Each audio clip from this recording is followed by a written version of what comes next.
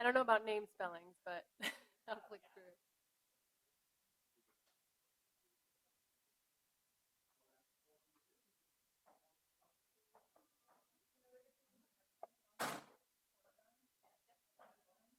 Yep. I'm just going to read through carefully. I'll go slow.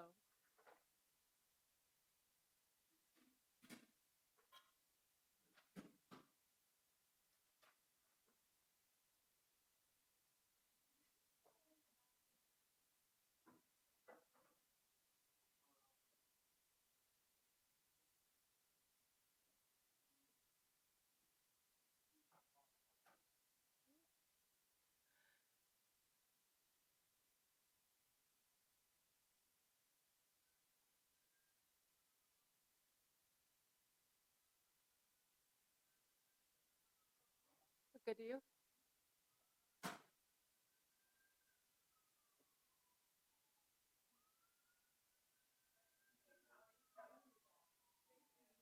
Looks fine. This one seems a little stretched. Does it seem like that to you? Does it look okay? Oh, it looks okay there.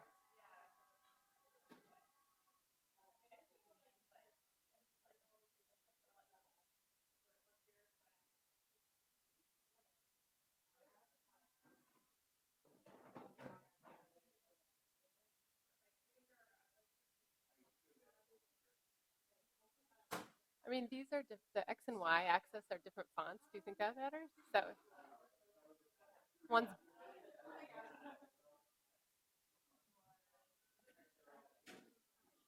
oh yeah, that's what I would be concerned about. But so far,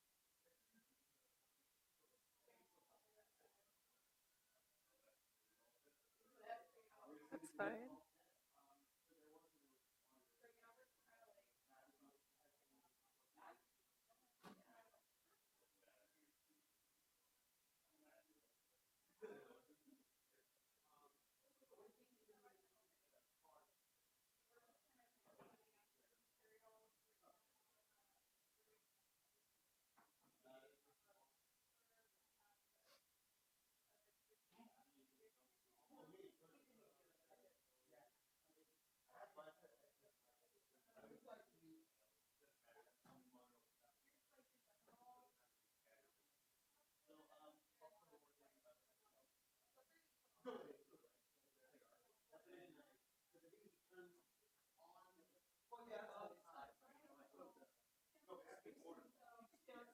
Hmm. I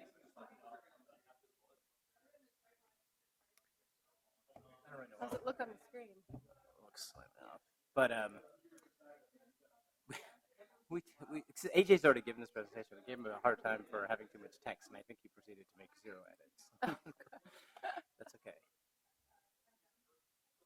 What's Yeah. the deal? The rest of it looks fine. Okay, it was totally like illegible at this Hill briefing we had.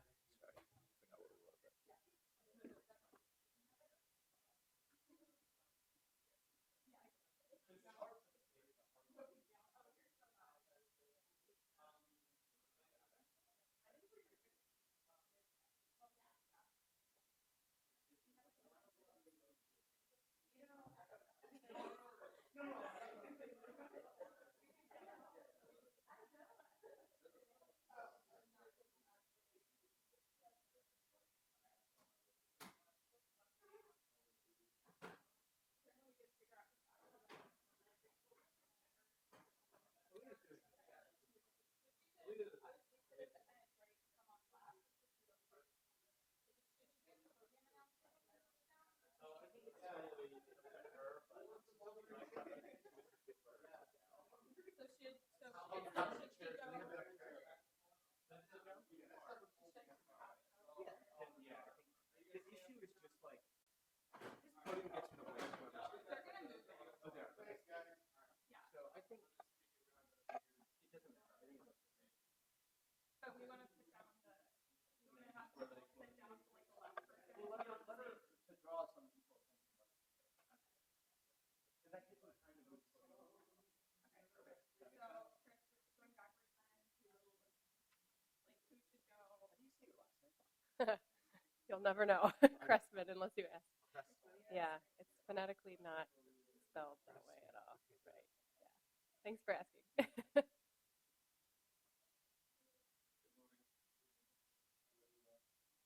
Morning. How are you? All right. So the panelists, are they here yet? Or? They are not here. Okay. Yeah. I just wanted to make sure that when they came in, I was going to put on the labs. Oh, you're going to be the lavalier guy. The lab Okay. guy. Okay. Good. Because they were telling me about how to do it. I'm like, I'm here. It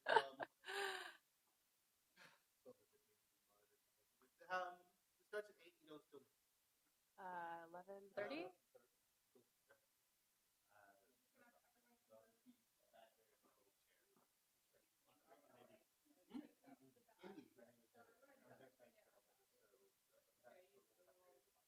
Whatever we have, I guess. I think you can also put regular like napkin tape in the bag, in that like white bag. They already set up a When you want to reserve it.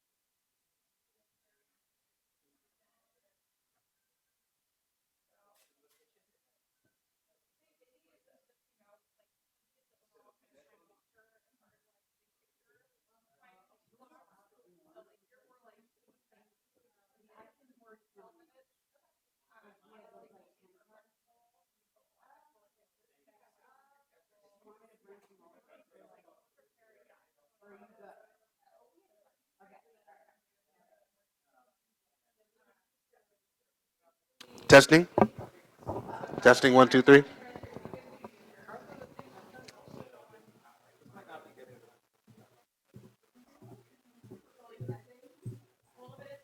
Testing. Ooh. Testing 1, 2, 3. Can you hear me, Kyle? Can you hear me? No? I'm gonna try. This is why we do this.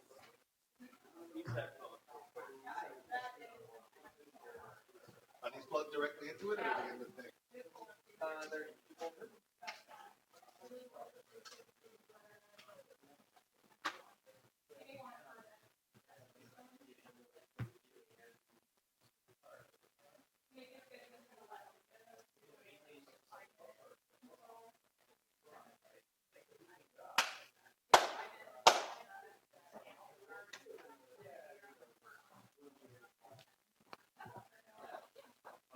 Testing. Testing. It's coming out of the computer, that's for sure.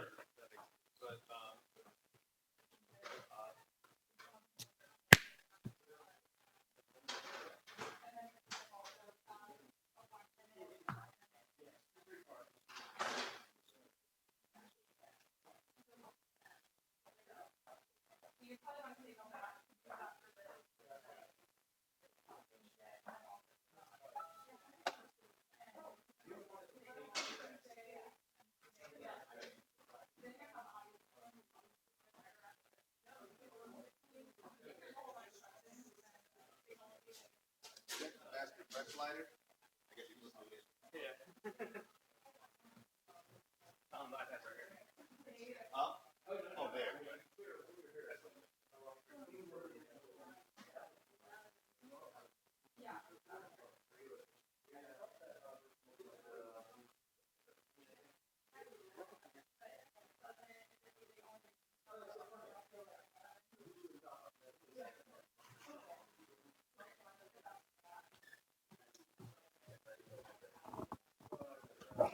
Testing, testing, testing, testing. 1, 2, 3. All right, holding.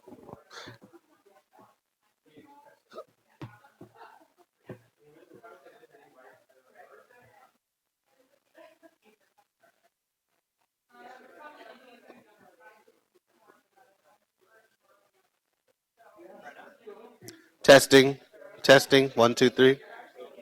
No? Yay? Huh.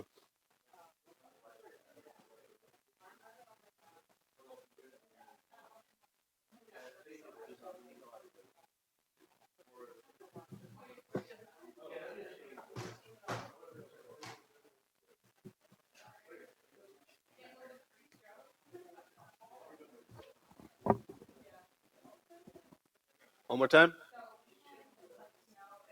No.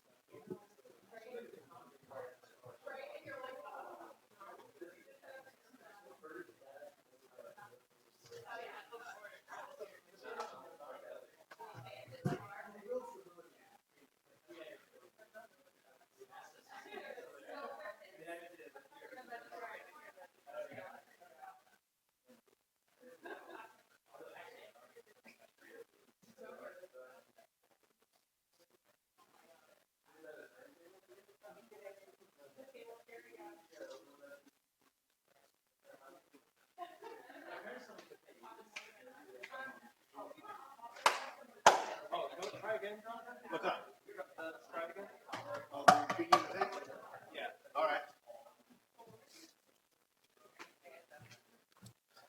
Testing. Yeah. Okay. This thing was set to line.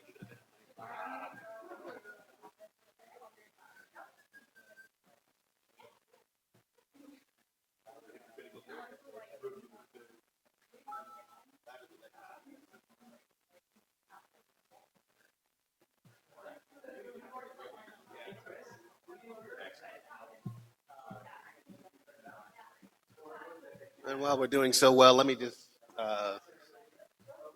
check out the lab.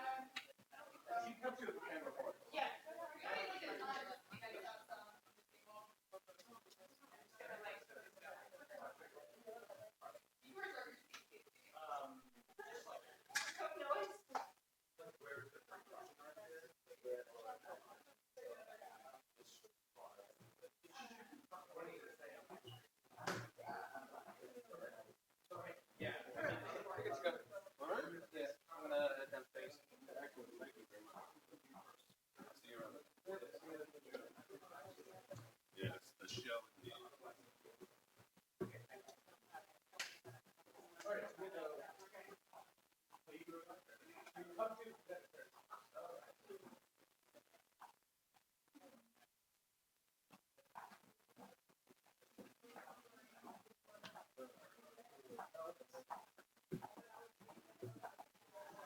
Help yourself to rest.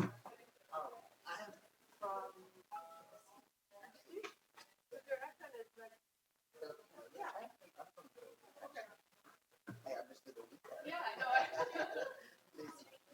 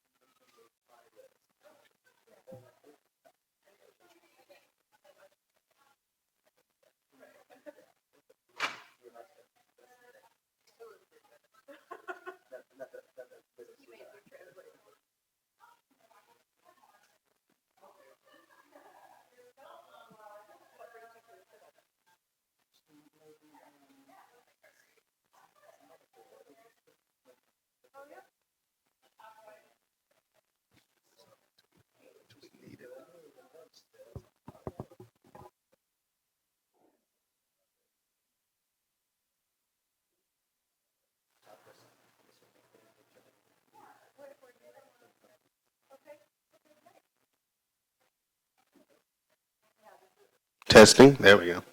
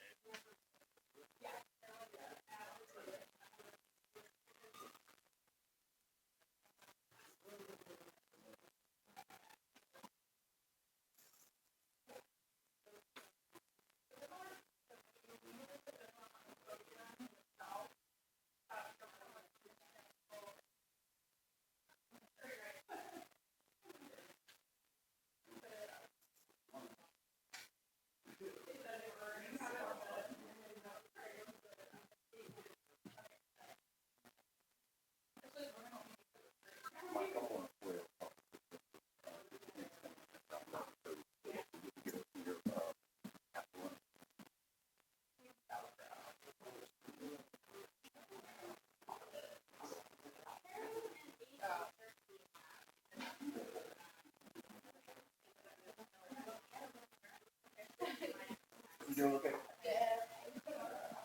We usually not to put our silver for so long. For so long as a whole. Right.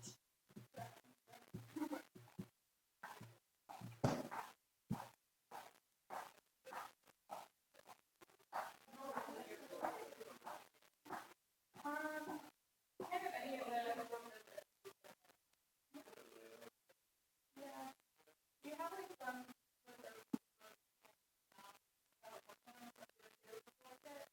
Anyone who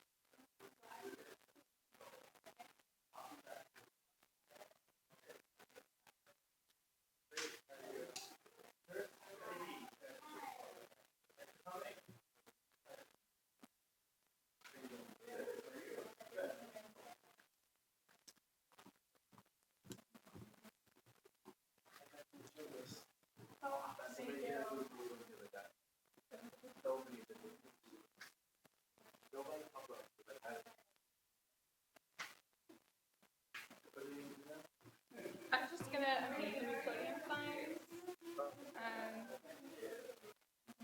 I mean, you can make it look bigger so if they do if they want, maybe like find a way a workspace that I can that's what they want.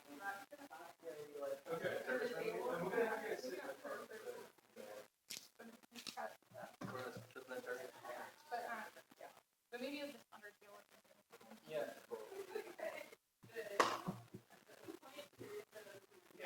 Oh yeah.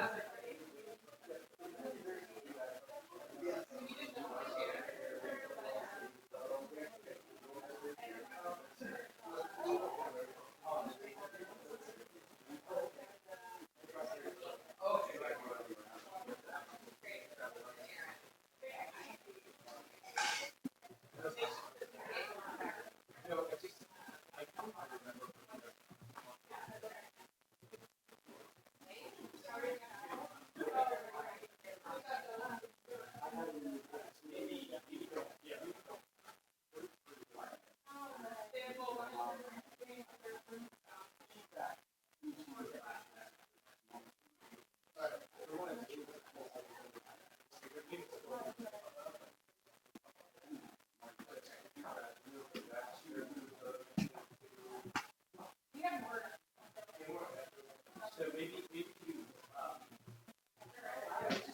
these.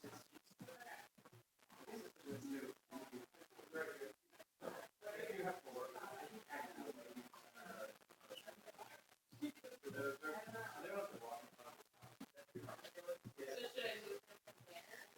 That's it. We're just gonna add.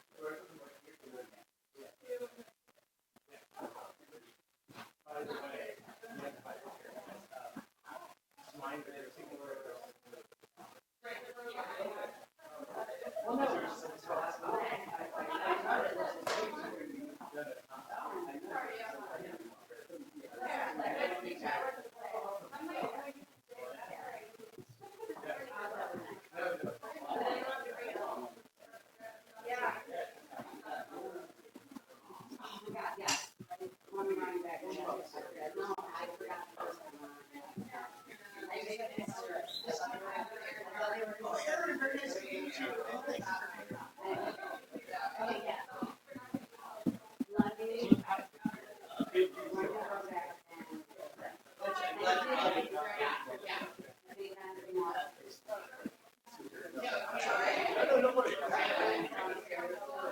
Yeah, that's what I was just gonna say.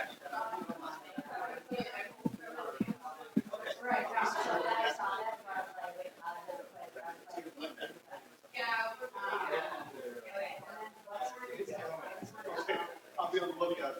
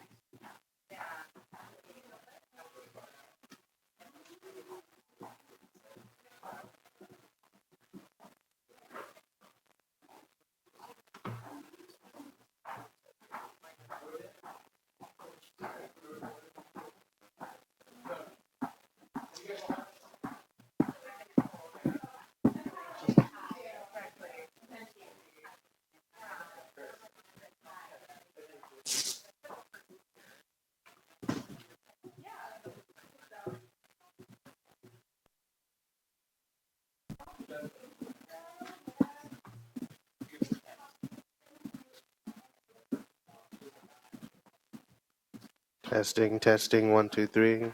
Albert, can you hear me? Testing, 1, 2, 3. Testing. How does it sound now? Testing, testing, 1, 2, 3. I unplugged the XLR. Testing, 1, 2, 3.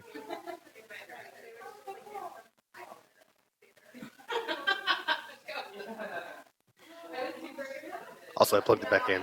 That's an important detail.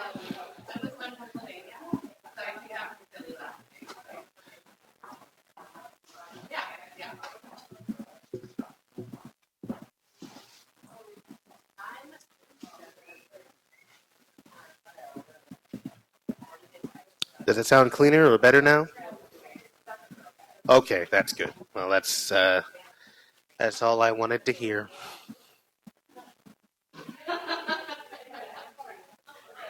All right. You don't want me to touch the Crestron or anything like that. Turn it down. I don't. All right, cool. No problem.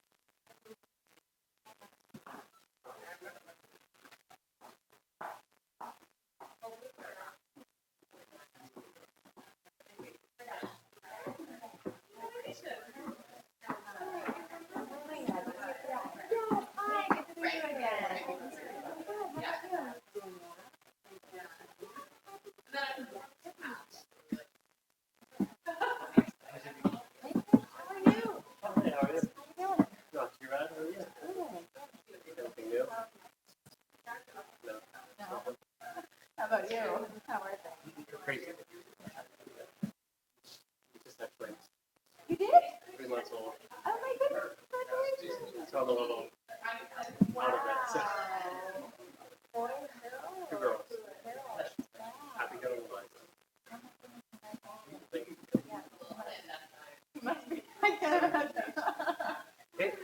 It's a lot, but it's great. A little more. I took about 6 weeks off. My life between part-time and leave is taking up 6 months. And I work with the churches. So. I joked with Michelle the last time.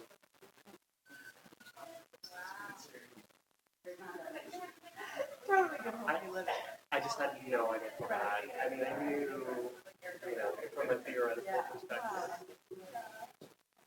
finding 2 slots. So, I mean, our dilemma is we can find 2 slots in the center, but in the center we can like in the storage. And then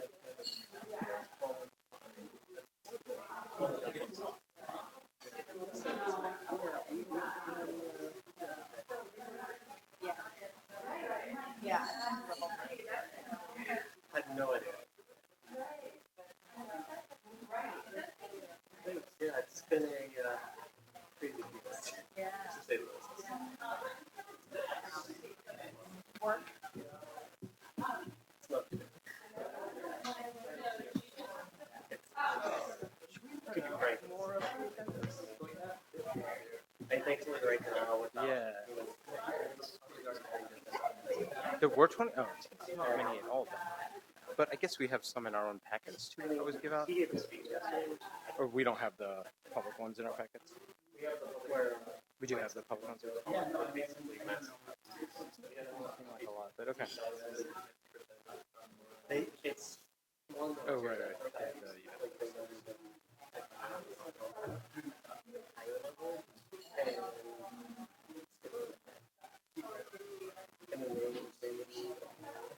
I mean, for now, it's good for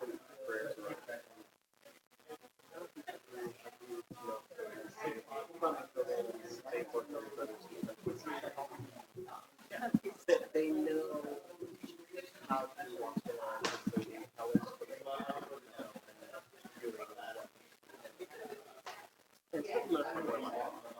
but then you have things like, I don't know, I'm guessing you've seen the budget outline and there's like live data. Even so, I mean, the first area today, and they're like, yeah, that's not the plan. So they don't come up but they're all this strong, rural environment. Complete warning from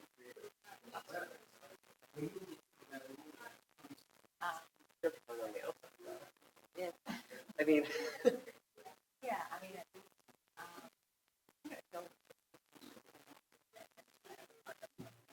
yeah.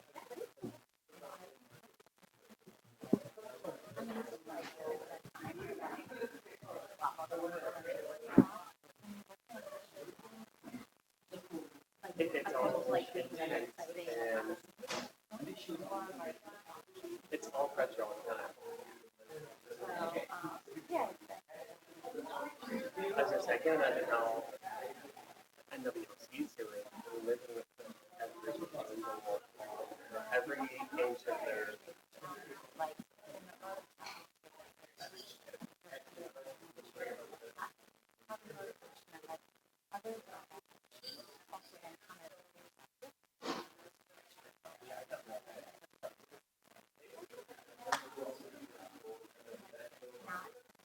Looking at the bigger picture.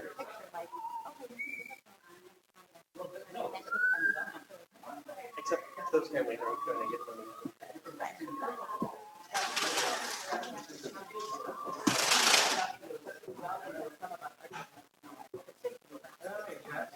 Yeah. You're just trying to hold on for dear life to this.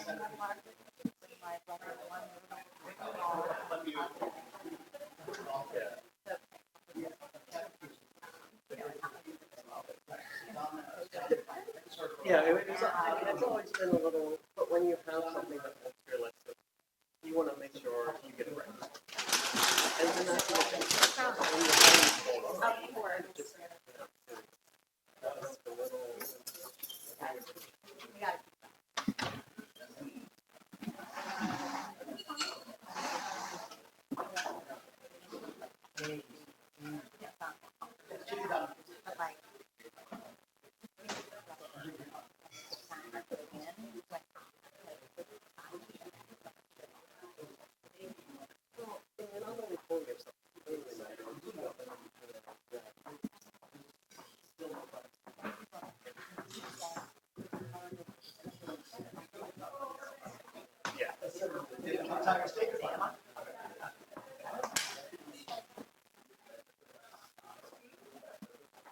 I'm just waiting to see whatever this change in proposal is.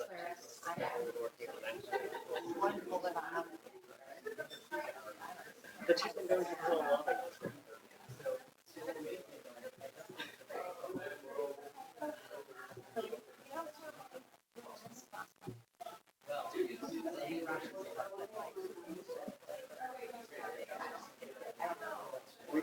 I mean, we've heard probably even last. I mean, we've heard him, but outside of that, we've heard basically either research from the Bush years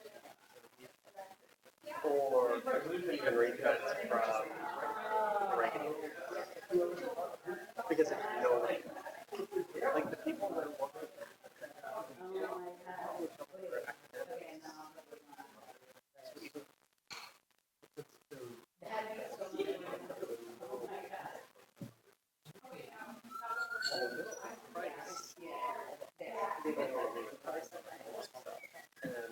it's not worth it.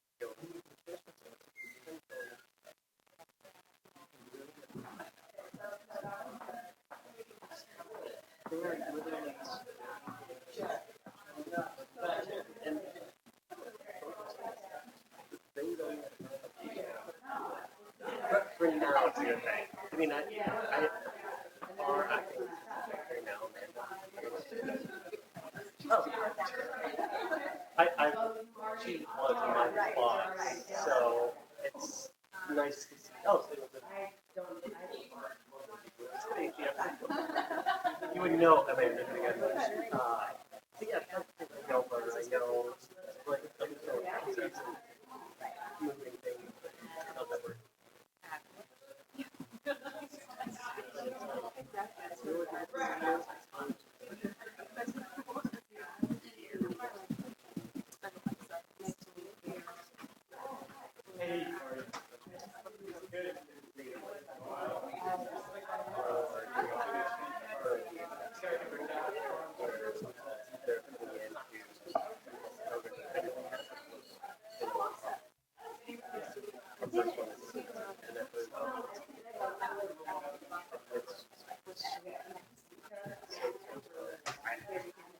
They're always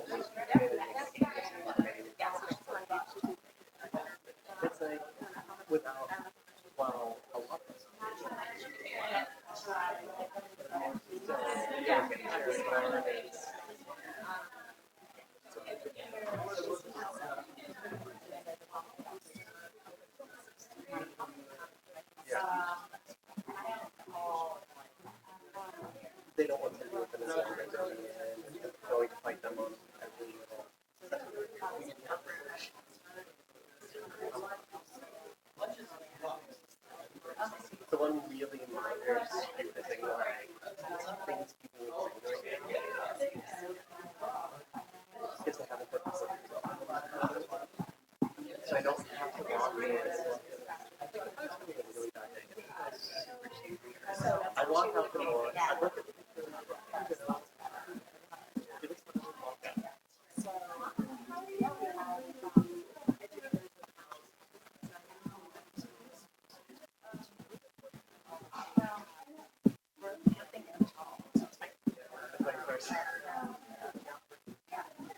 and we're not holding that.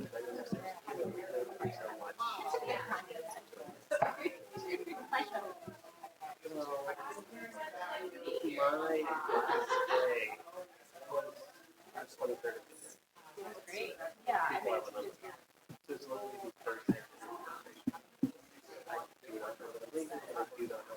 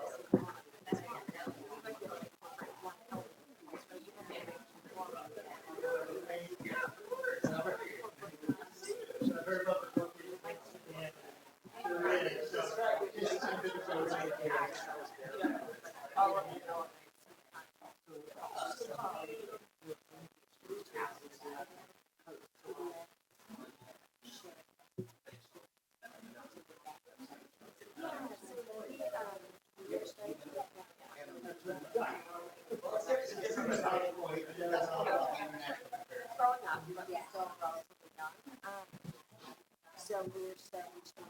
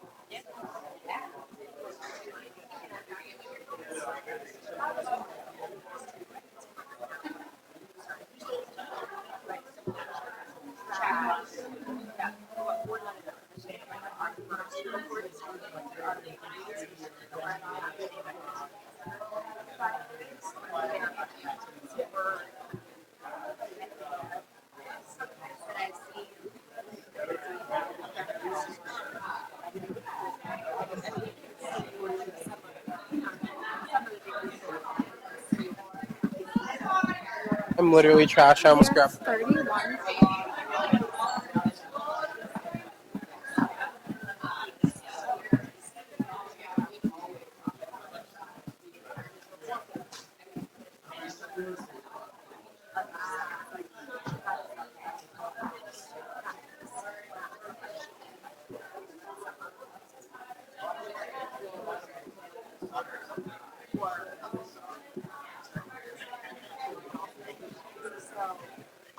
So that's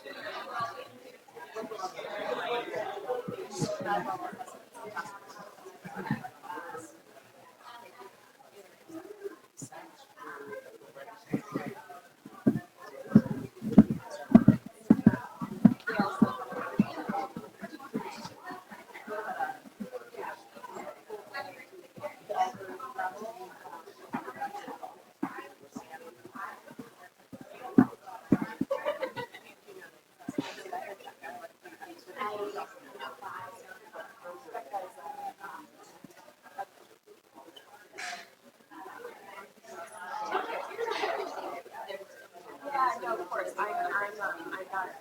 I know. A while.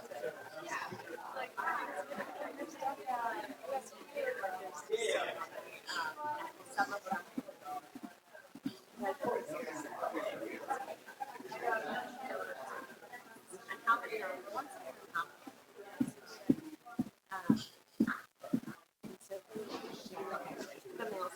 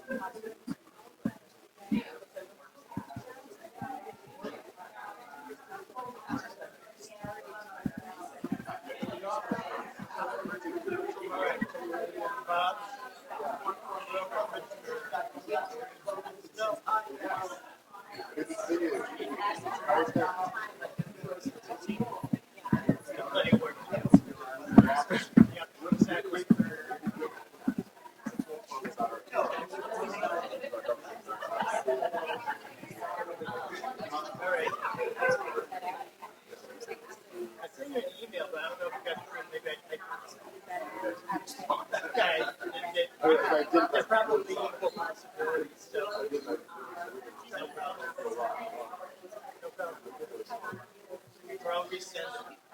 My these are my sunglasses, so reading it is like the best. Really? Yeah. It's really better to drive.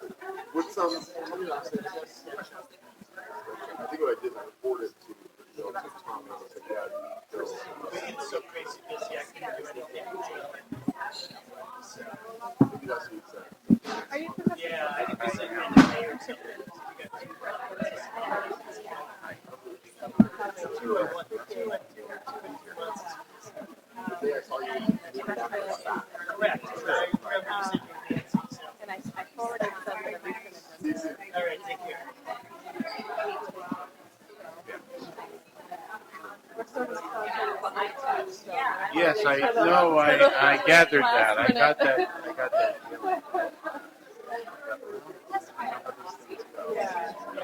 Especially when you become politicians It's too try to by fill the out. right. Yes. Right. You never know. I've been to events where they've been scheduled at 8 different times across the tentative agendas, and then at the end they don't show up anyway. It's like you know moved everything around in order to accommodate. You didn't get there 5 minutes. Yeah, Such as life in DC. right. They go either way. We have such a nice life living in our world. We don't have to deal with that. It's true. I used to live here, so it's all flooding back to me. Everything seems to be. Yeah, it's exciting, but it can be managed. Well, thanks for your flexibility and patience. No I problem. appreciate it. No problem. And the gathering now? Exactly. One of the incentives comes to not only support how God distracts the person, but my older daughter was having lunch with her. So I'm not coming. I'm not coming to the lunch. Does she live here? She lives. Yeah, she works at the general service.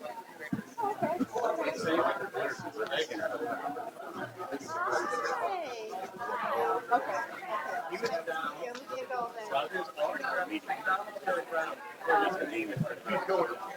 Yeah. What did you Good. Well, glad you could. We have the freedom to say what we need to say. Yeah, it turns out Christina and I were in the software. Oh, look. Oh, good. Good. Yeah. She seems really excited about it. Yeah, no, it's great. It's great. It's nice that the book is getting a lot of attention. Yes. Hopefully they'll get some new best. Speaking of Nicole, I was I shared it. I shared it in our research and newsletter earlier this week. And then it was also mentioned that people would be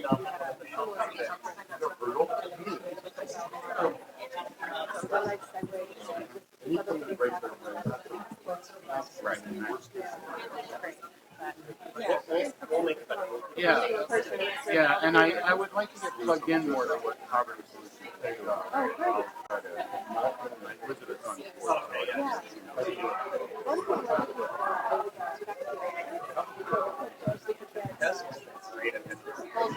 In other ways. Yeah, maybe we can talk about because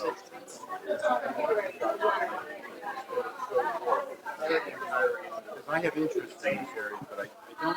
My work is centrally in this space, but I'm convinced that we don't address this network.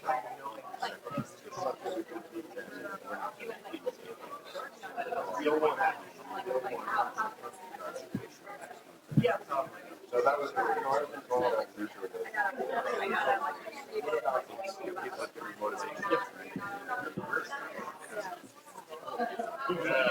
That'd be great. It probably is. So that'd be great, and I'll make sure it's on this radar too. And he's not here today. You don't need to go back there, but we do have to Detroit. Yes, oh yeah. There. Yeah, which I thought was oddly held on the Ann Arbor campus. Yeah, couldn't you hold it at the Detroit Center or something? Live stream it? Live stream it? I mean, it's like, really? Huh, right? And I feel like we've learned that lesson many times. Might have thought. Hopefully, the book. Anything in the book? You don't say vote for this, vote for that. The extension is mainly for that. You think?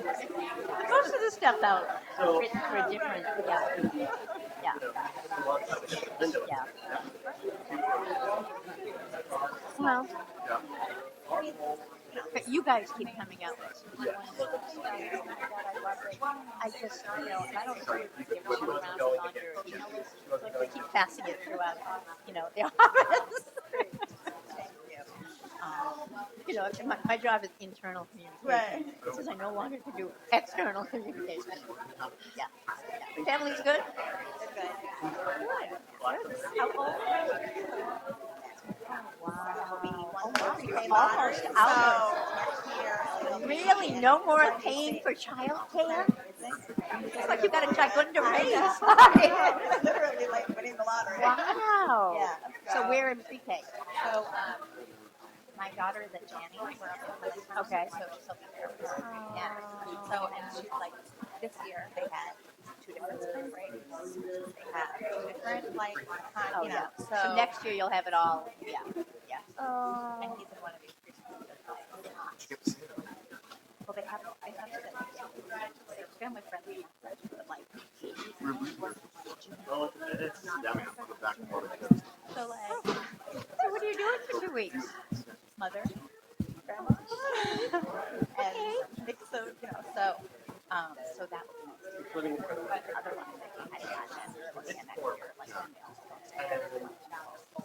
emails and these are supposed to be so like we were just gonna August 28th. Yeah,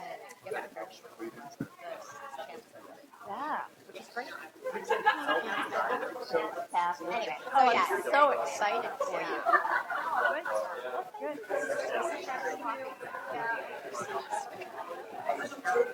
Good.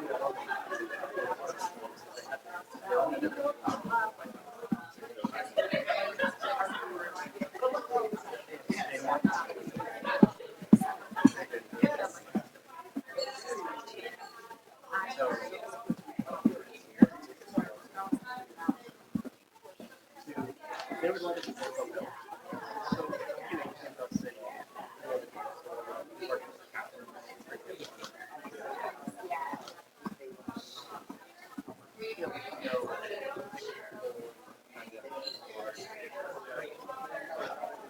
yeah, actually, do much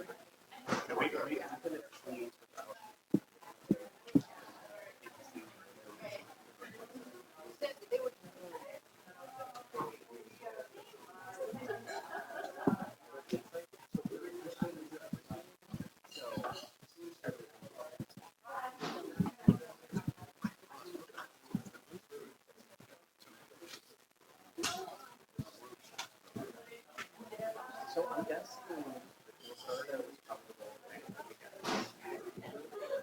sharing with them. Pretty tight.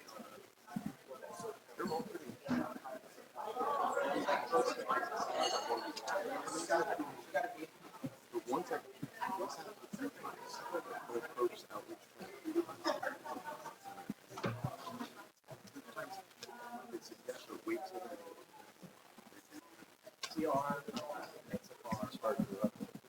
Hey, how are you? Good, how are you? Hey, good. We're just talking about the old days. Yeah, I'm sorry.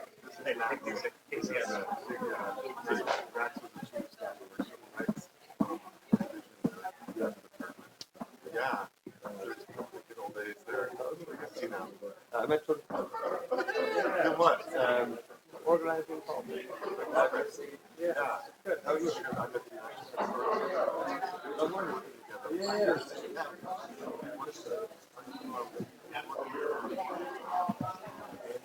Yeah. Yeah, quite a bit.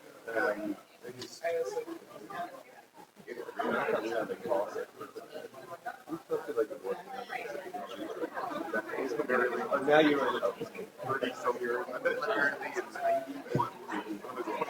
I talked about it. She's like number one on my list. You want to jump from already? I was on Elmer Hill. My favorite. Yeah.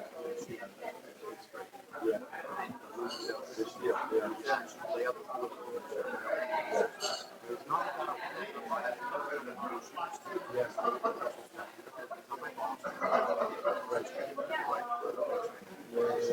I see her play sometimes.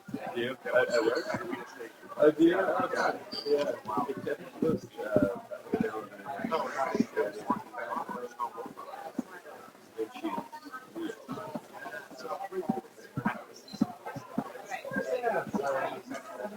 Working there.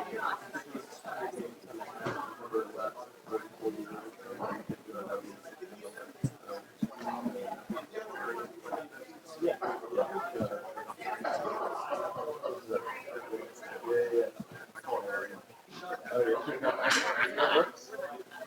I think you know her husband.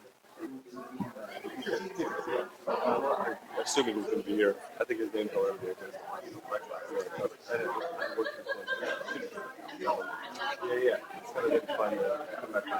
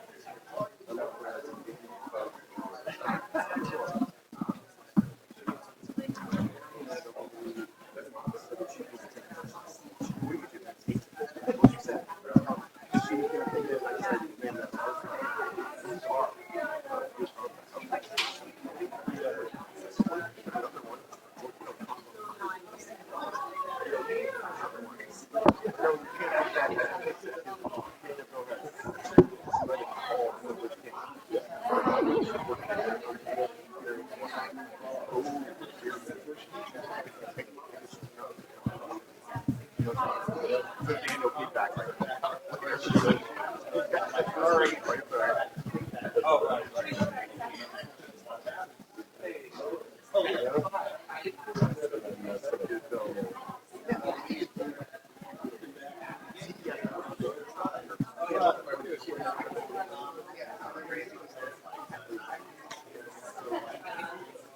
A little front and center, Kim. That's fine.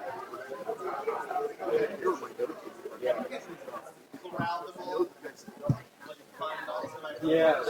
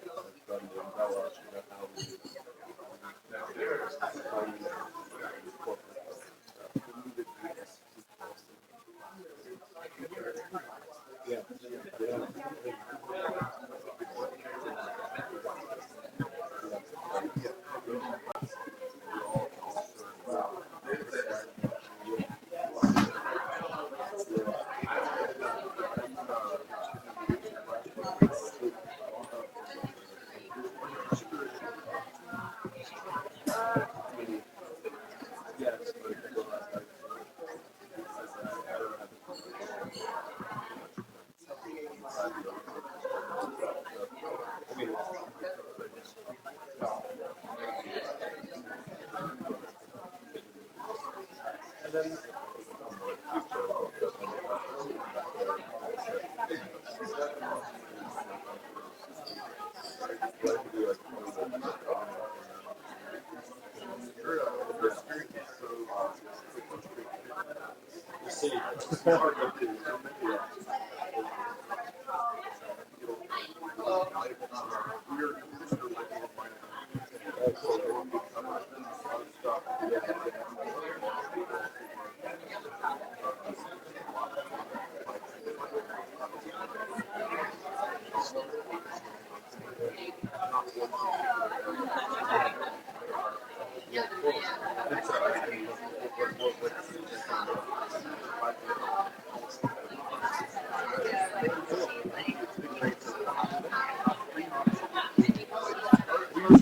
what are you working on? A lot of paid leave stuff. Yeah. Actually, what Heidi and I have Matt, there's a sign from the pole.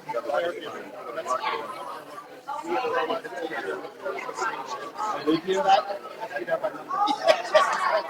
Our board meetings tomorrow. That's why I always get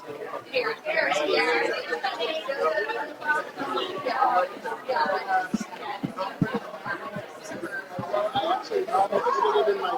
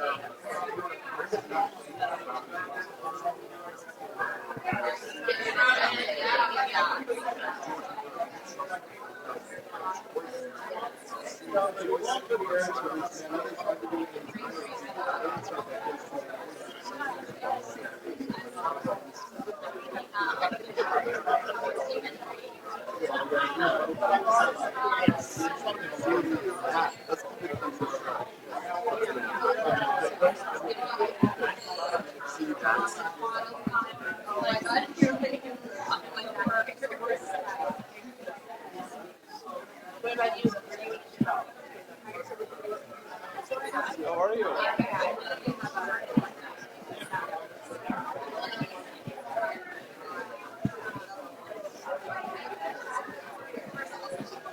I like this. I like the sound of this. Because I try to push it that all these things people can sense. Basically, that people work for 2 years.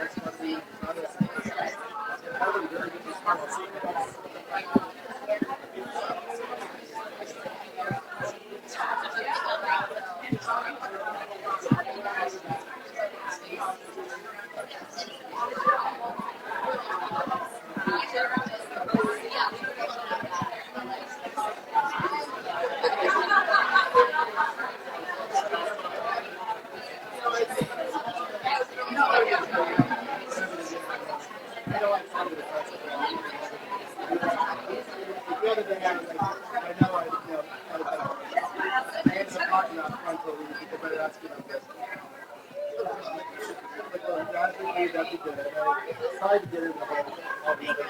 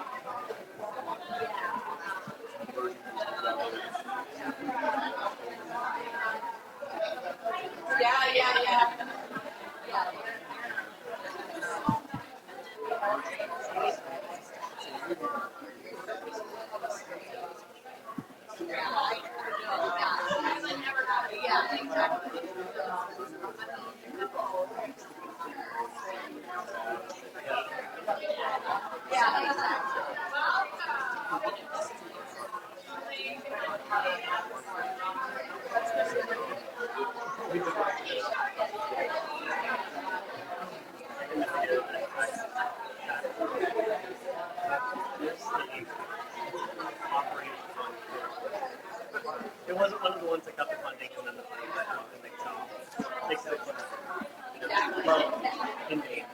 No, I see what you're saying. So it's like, it's just, it's designed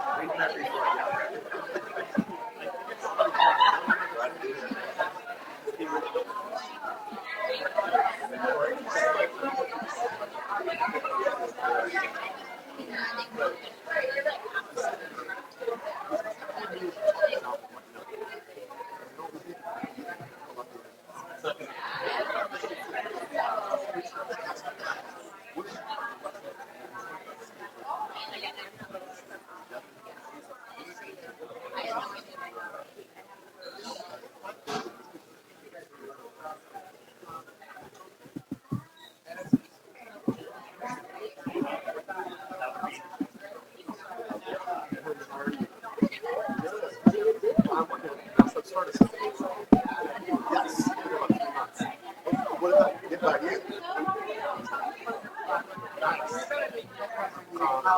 I ran out. I just want to work. So what's your role there?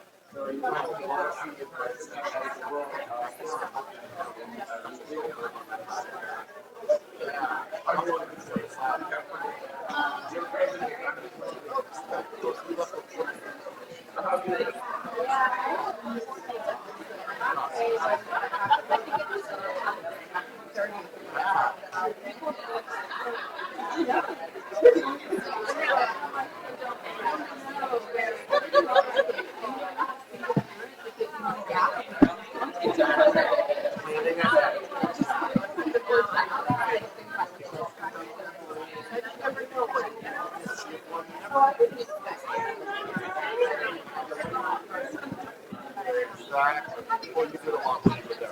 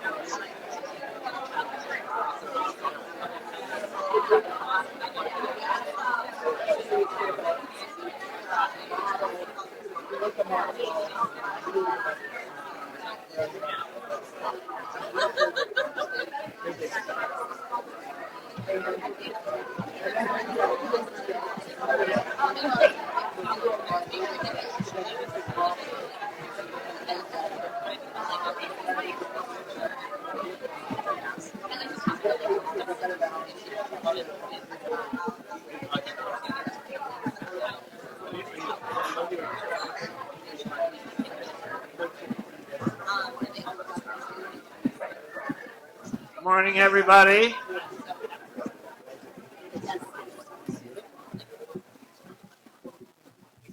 Great to see everybody here. I'm Peter Edelman. I'm on the faculty here, and I'm the faculty director of the Georgetown Center on Poverty and Inequality. And I'm just delighted to see everybody and to celebrate this very, very important book.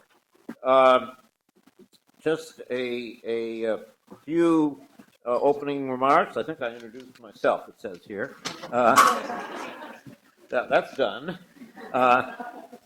I want to thank some of our colleagues of our center today, Kelly Grant, Christopher Brown, in particular, and thank you, Dean Trainer, for being here. I'll introduce you in a minute.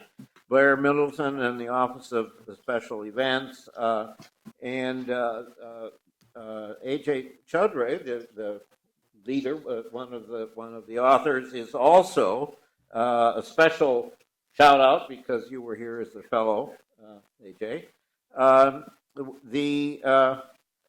Our center does economic security and opportunity work, and that's part of what we're doing here with this wonderful book, and we work with policy makers and researchers and practitioners and advocates to design and advance policy and programmatic recommendations at all levels of government. We have coming a very important report on caregivers. Watch for it in the next couple of weeks. We think it's a very important report on the combination of what do we need to do as a country for caregiving, both for young children and for the elderly.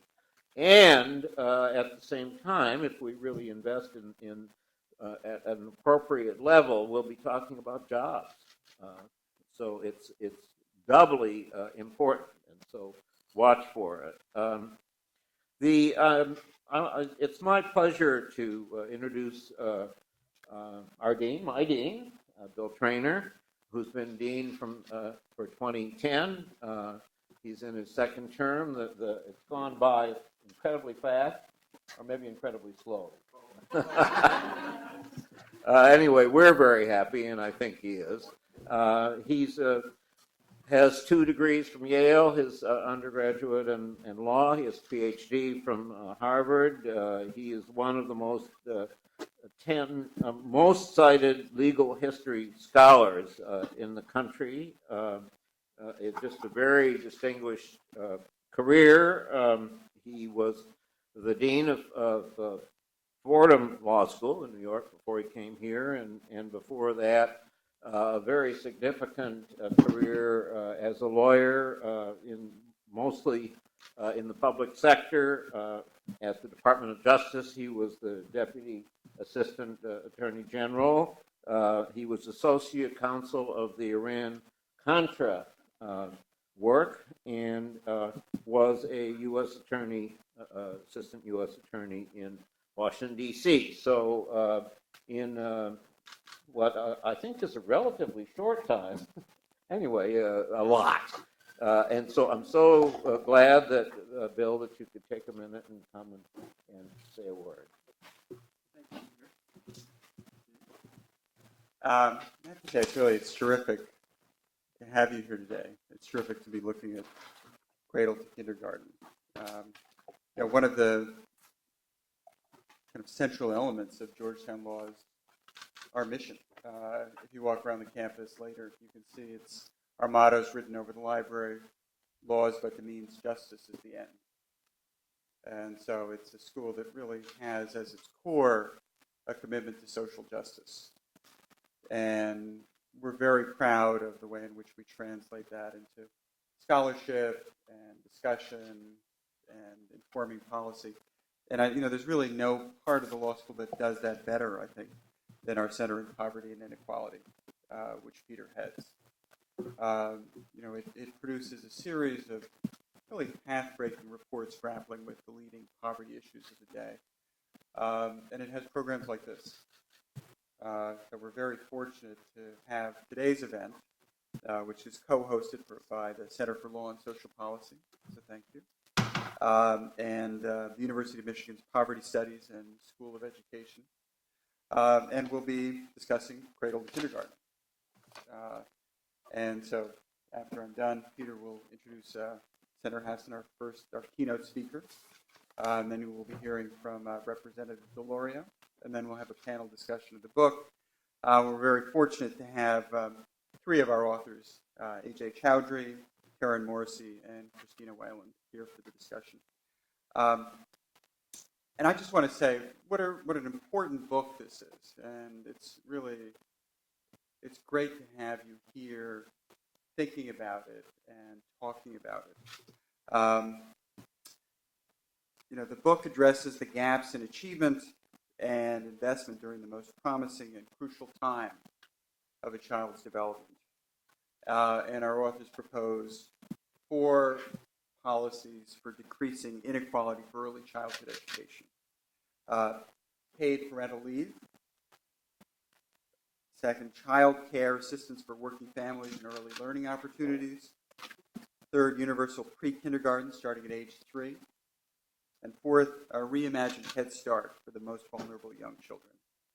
And the book is it's a very important book, and it builds on what we know works to support both families and children's development, and proposes broad increases in spending and economic support for both.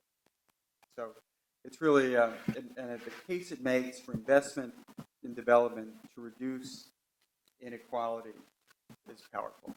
So I look forward to this conversation. Let me call back to the podium Professor Peter Edelman. Peter? Thank you, Bill, for being with us and getting us launched properly. My special privilege to introduce not just the new junior senator from New Hampshire, but my dear friend. 13 years old she was. That's true. She was anyway, even if she never knew me. But the reason why it's so special is I worked for her father, Bob Wood, who was the president of the University of Massachusetts, and her wonderful mother, Peggy, who's still with us and going strong. This is my first chance, I hope not the last, to introduce her to an audience like this and others. She was governor of New Hampshire before she was the United States Senator.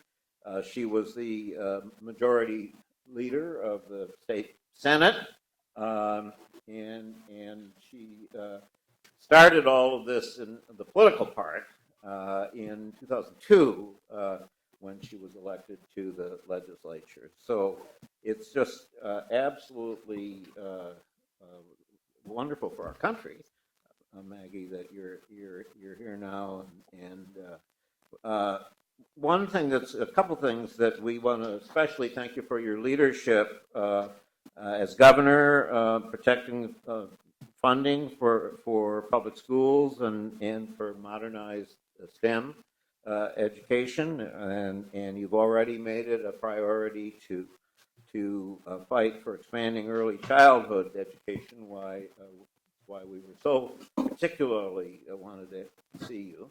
I have a whole list, but it would take all morning of the committees, and the senator said to me, Wednesdays are terrible because they all meet the same day. But just without saying what they all are, 4 committees, plus 9, or within that 9 subcommittees. So we got to get her out of here. Senator Hassan, so wonderful to have you here.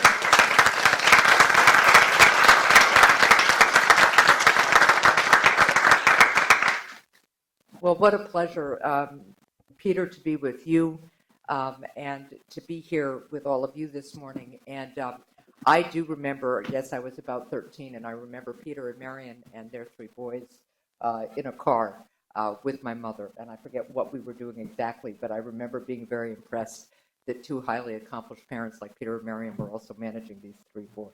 So it was quite remarkable. And I thank you, Peter, for your work.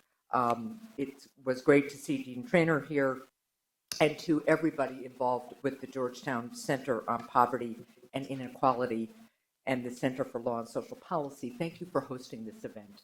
Thank you for doing the work you do to help connect the dots for people between the calling of our Constitution and our work as elected leaders in different branches of government, in the not-for-profit sector, in the private sector, to come together to work every day to try to achieve or live up to those aspirations and goals in our Constitution.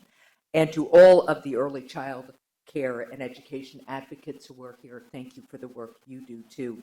And to our authors, thank you for bringing Cradle to Kindergarten to us and for your work outlining the challenges that families face and the strategies that we can all take to ensure that all children have access to quality early childhood education.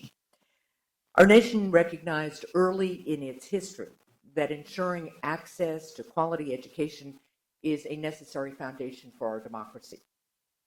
And it's critical that we continue to support an education system that prepares all of our young people to participate in our democracy and compete in the 21st century economy.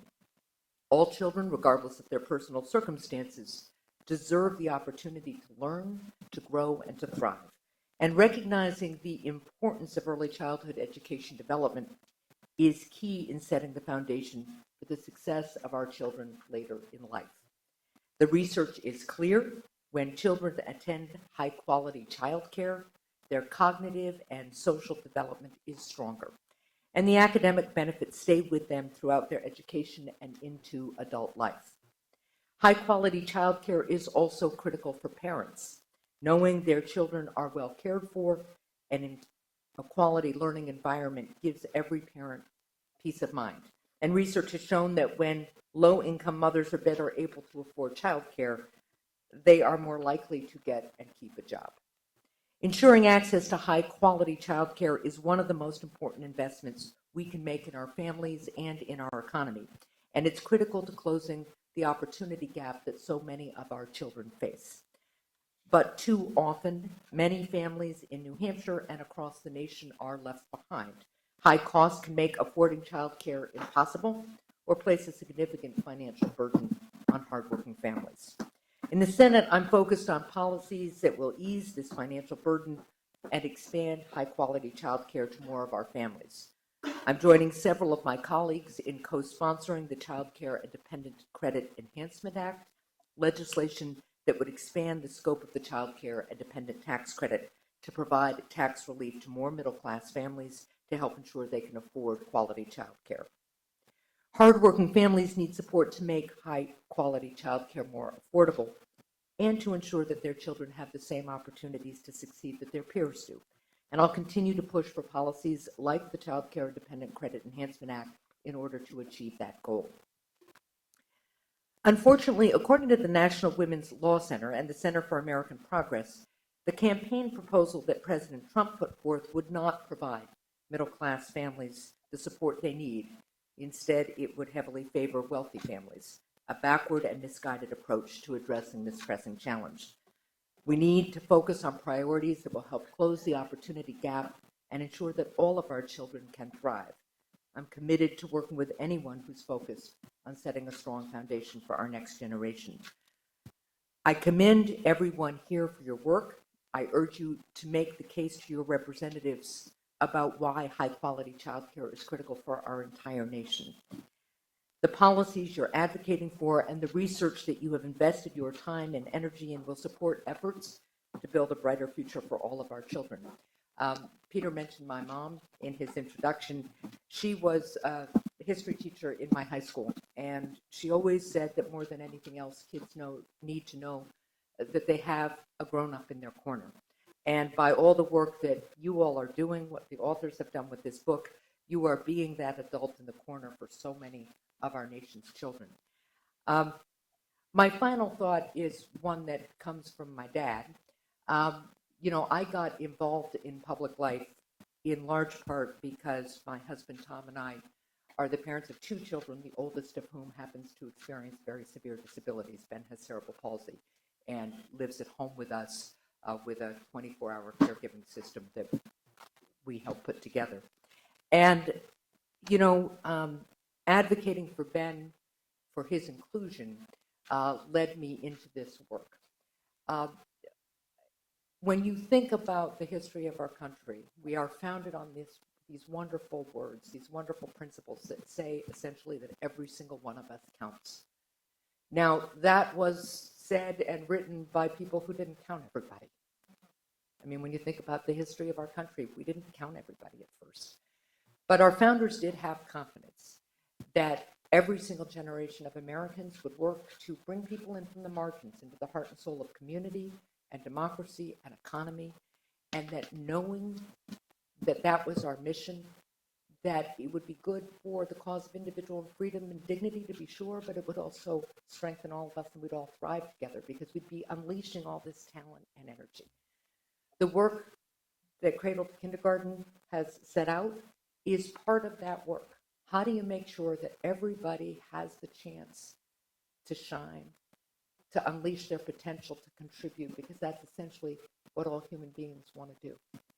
And the work that this center does is about helping us connect the dots of the work we do in a democratic society. The work we do is about justice. It's not about charity. A line that my father used to remind us of on a regular basis. If everybody truly counts in this democracy, then everybody has to truly have an equal shot. And it is the job of all of us working together to make sure that we have a system that makes that possible. So thank you so much for the work you do. I look forward to hearing more about it. I do deeply regret, this is kind of my cup of tea. I'd love to be here all morning. But we have about 3 committees all simultaneously scheduled. So I got to go do that. Thanks so much for having me, and enjoy the day. And I know you'll learn a lot from each other. Take care. I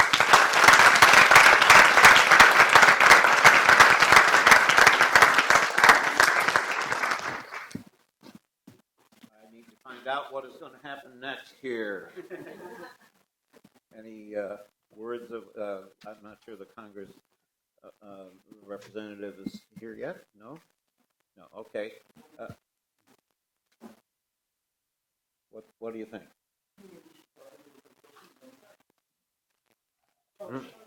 She's on her way out. It'll be short. You get up here, it's really short. Just give them a taste. Whet their appetite. Okay. So, mingle without getting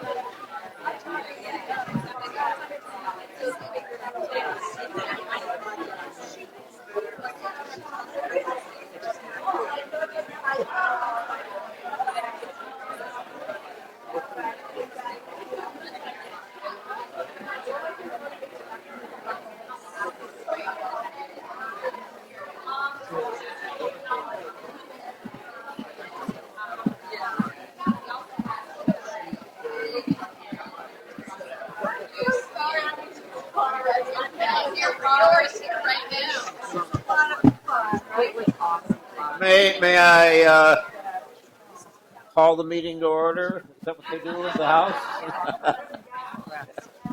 Yeah, I got to get me a yes, gavel. Well, I'm so delighted to introduce my friend Rosa, Representative Rosa DeLauro.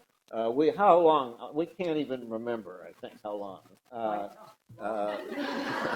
Representative DeLauro and her husband Stan Greenberg, good friends for a long time. I feel like it's forever, and that's a nice feeling. She's been in the House since 1991, representing New Haven and other people in Connecticut,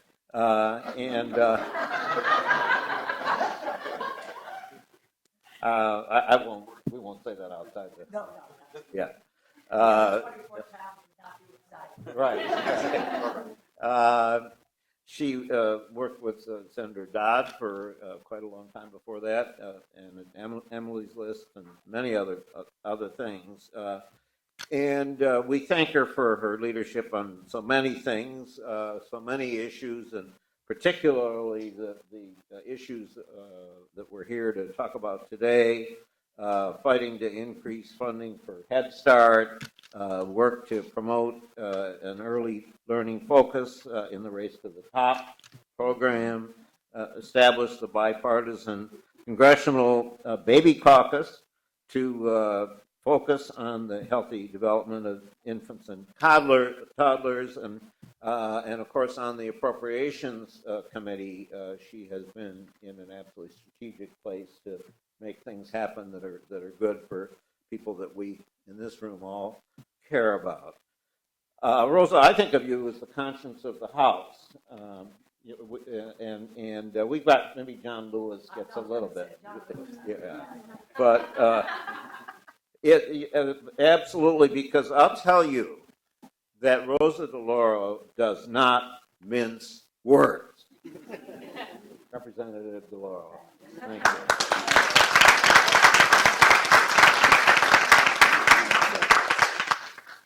Thank you so much, Peter, for what a wonderful, warm introduction. And yeah, I mean, my colleagues wish that I were a little bit less, appointed when I admonish people for what they do or what they don't do. But I want to start by saying to you, in terms of leading the way and our longtime friendship with you and also with Marion, I want to tell you that in 1996, I voted against the welfare bill, and it was one of the proudest votes that I have ever cast in my 26 years. So thank you for your courage. Thank you for your leadership. You really set the stage for all of us. I'm so honored, really, to be here this morning. Cradle to Kindergarten, a new plan to combat inequality. And Peter, your leadership here at Georgetown Center on Poverty and Inequality really, again, has been a role model for all of us. What you allow us to do is to look at that critical perspective to the conversations that policymakers are having on Capitol Hill and across Washington. So that dedication of yours to combating inequality and to improving the lives of the nation's children really is a gold standard for all of us. I take it very, very seriously, and I look to you in what direction we may take. And I think that that's a good thing, because that is the balance between what is being produced in our academic communities, the research, the science, the data, which is the underpinning from which we as elected officials and policymakers can really stand up and fight for these issues. It's not anecdotal. It is about the reality of what's happening today in people's lives. I guess Senator Hassan was here. I want to compliment her and for her work on reducing inequality for our youngest citizens. And she has her efforts with regard to fighting for children, like for her own son, for Ben, is poignant, and to make sure that parents have the opportunities that they want for their children. All parents want for their children.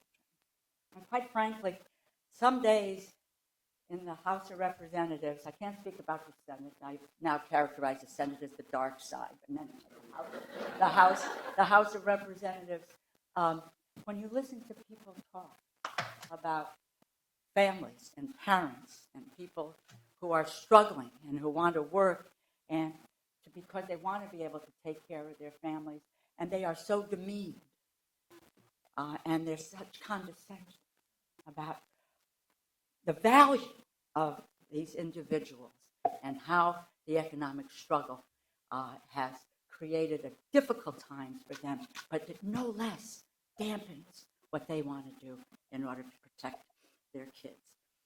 To the authors of this new work, I love it, Cradle to Kindergarten. That's wonderful. There's this recognition that you have of the key problems that are plaguing working families. When you write about Benji and Adrian's families and the issues that they face as they navigate child rearing in our own modern economy, you bring the issue to life in a very deeply affecting way.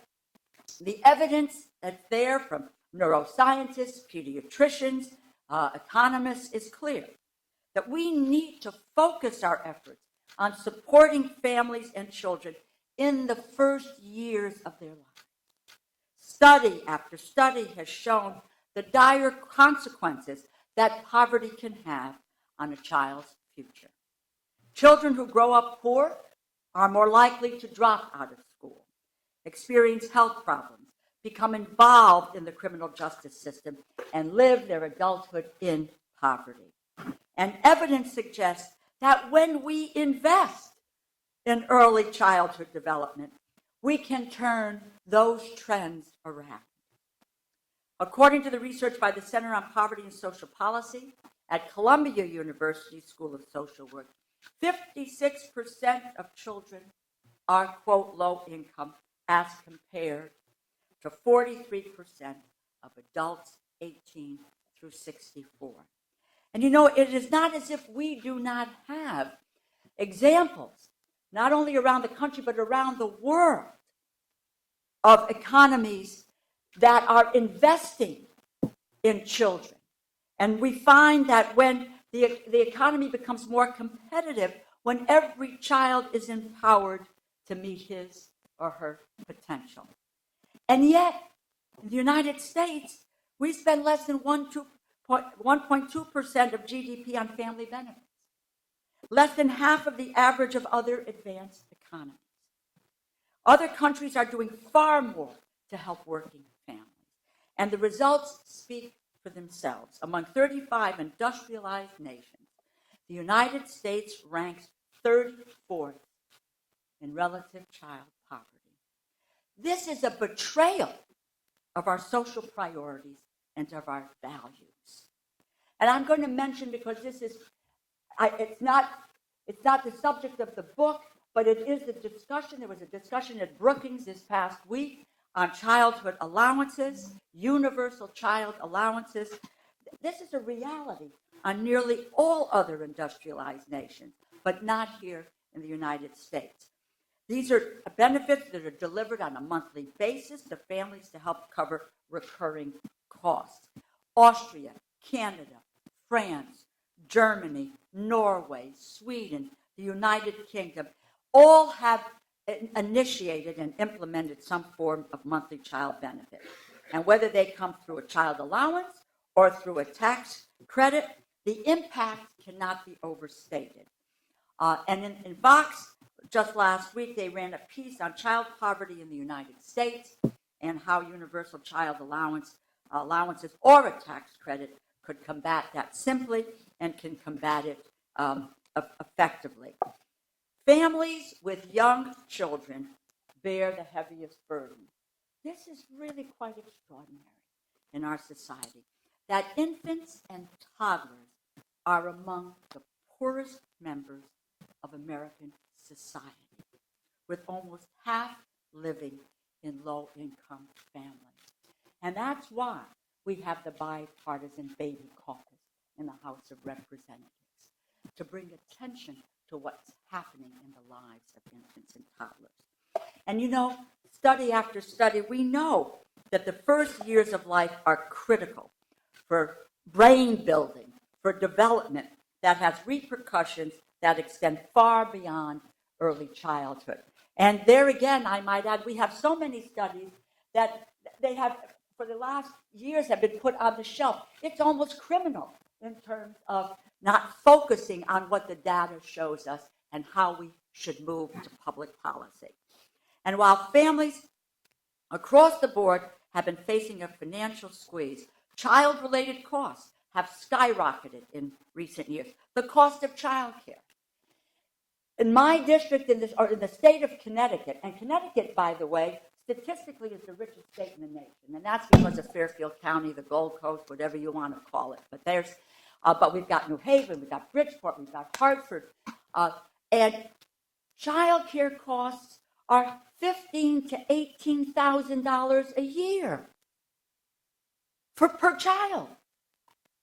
How are you able to afford that? So it's increased child care costs.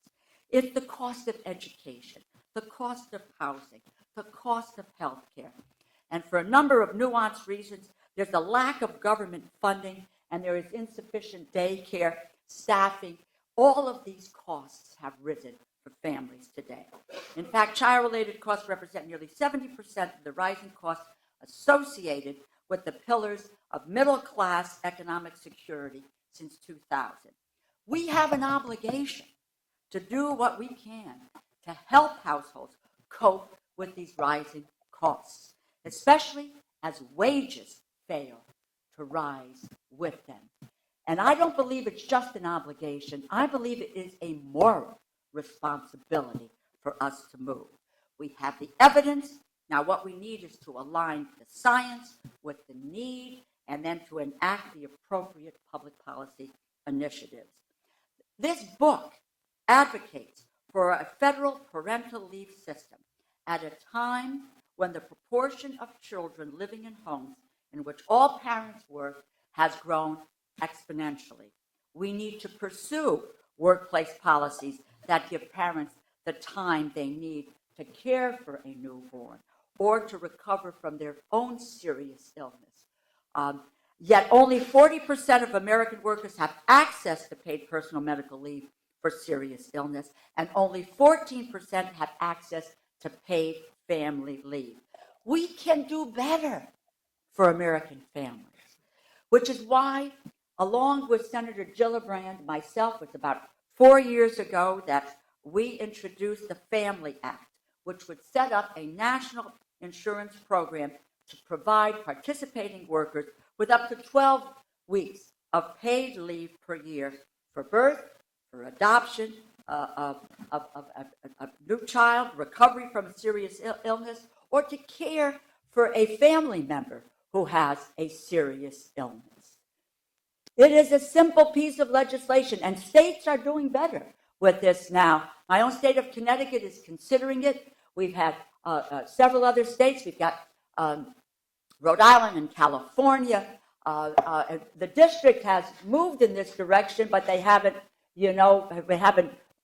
passed it or implemented it yet. We can do this.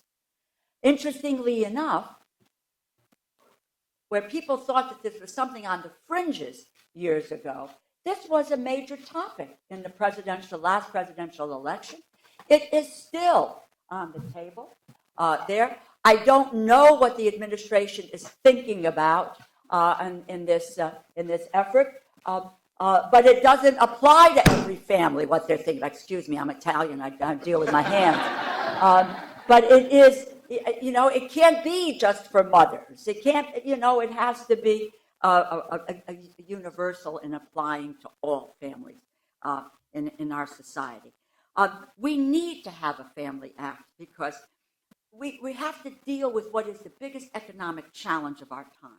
It is that too many Americans are in jobs that just do not pay them enough money to make ends meet. They are struggling, seriously struggling, and losing weeks' worth of wages for the birth or for the adoption of a new child or to care for an ill loved one would push many families over the financial edge. And look, I'm going to just take members of Congress. We get sick. Our kids get sick. We take off all the time we need. And no one blinks an eye as to whether or not we should get paid for that time. My own personal story, and Rachel knows it very, very quickly. I was working for Senator Dodd when he ran for re-election in 1986, scheduled to be his campaign manager. The day of that announcement, I was given a diagnosis of ovarian cancer. Made it through the day, went to see the senator and a couple of days after and said, they're going to put me in the hospital at the end of this week. Quite frankly, I don't know if I'm coming back.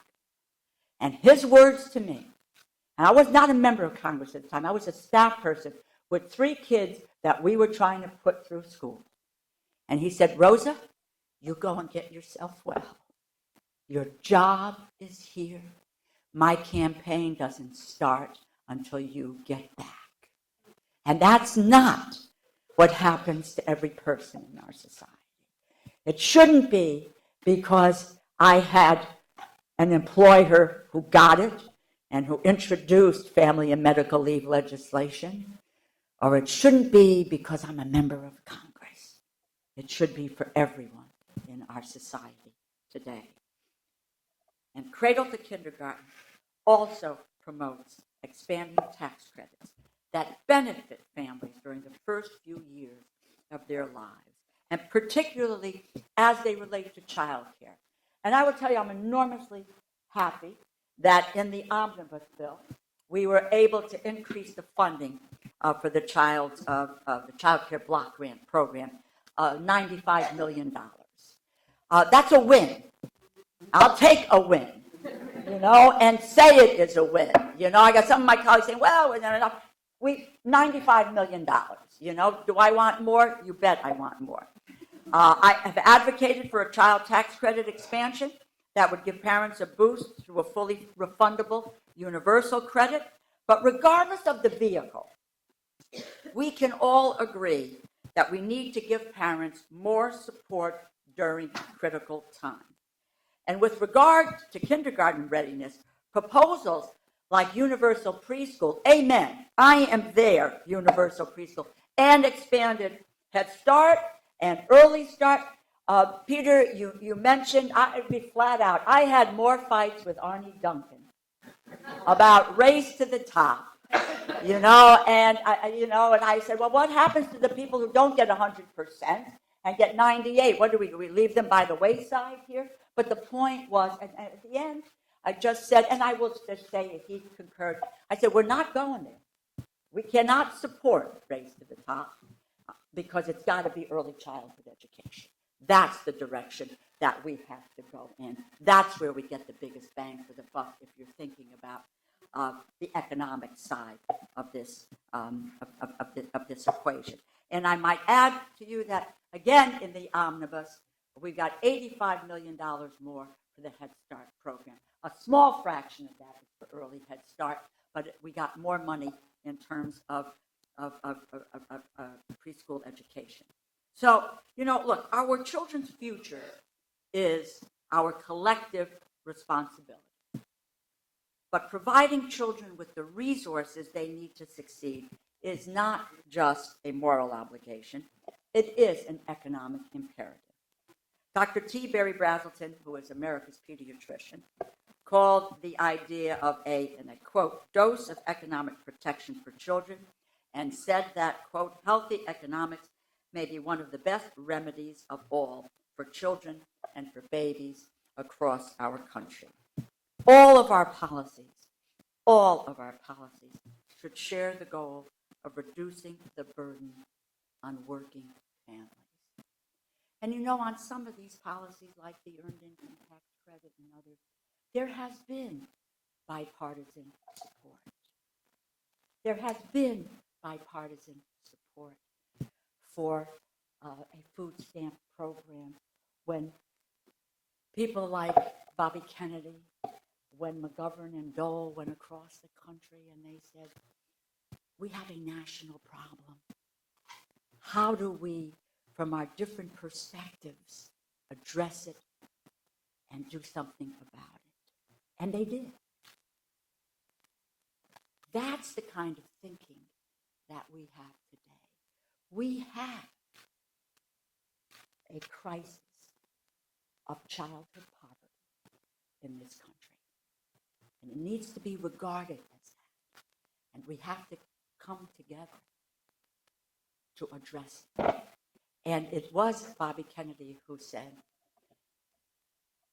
where there is plenty, poverty is evil. It is evil. And we have to address it. And this book addresses it as well. Works like Cradle to Kindergarten contribute to the conversation about the specific ways we want to approach this problem. But the most important thing is that the conversation is happening. Academics and practitioners need to keep up the pressure. Your engagement in the policy making and the legislative process is imperative. You know, I regard the greatest strength of the Congress is its potential. It can't do everything that you want it to do. Some days it does exactly the opposite of what you want it to do. But it has a great historic potential and a mission that's been carried out.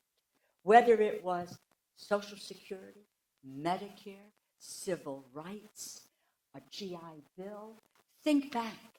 The ability of the working middle-class families and low-income families to be able to get their kids to school, to be able to go to college. Yes, and the Affordable Care Act, which has made a difference in people's lives.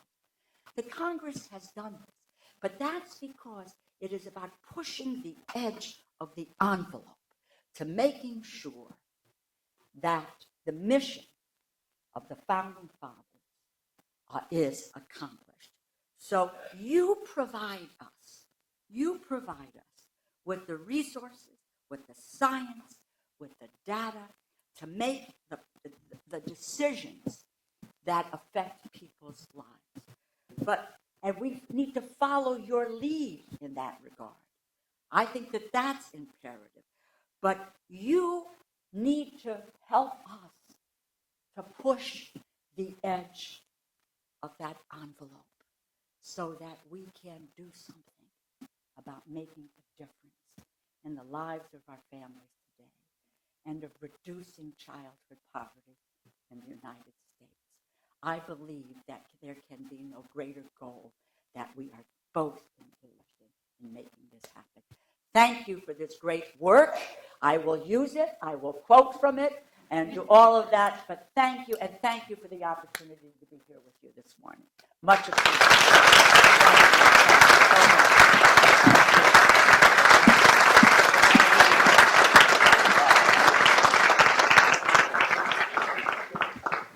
And now you go on to a great panel, right?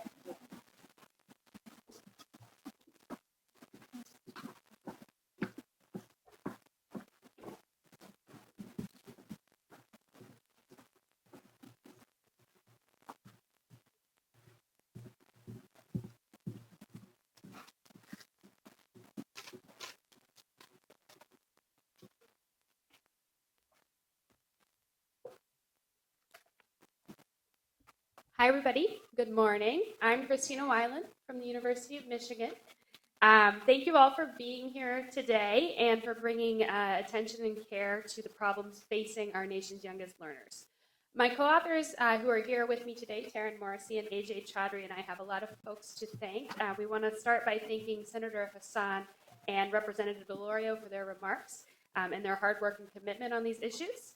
We also want to thank the Georgetown Center on Poverty and Inequality, the Center for Law and Social Policy, and the University of Michigan's Poverty Solutions and School of Education for hosting the event. We also want to acknowledge Hiro Yoshikawa, our co-author on the work, who isn't able to attend today, but who's here in spirit. And we want to thank the Russell Sage Foundation, our books publisher, for their ongoing support, and to the Casey Foundation, particularly Mike Laracy, for their support as well. So we want to leave you with 5 takeaways from our book today. Okay. So the first is that we know from good data and multiple sources that most children are arriving in our kindergartens not ready to learn. Okay. We also know that income gaps in achievement and development are very large and begin early. Income gaps in families' access to and the quality of early learning opportunities are large and growing. And the earliest years are the most promising period for brain and skill development. We know this from fields like economics, neuroscience, and developmental psychology. And we also know that this is the time when the U.S. Invests the least.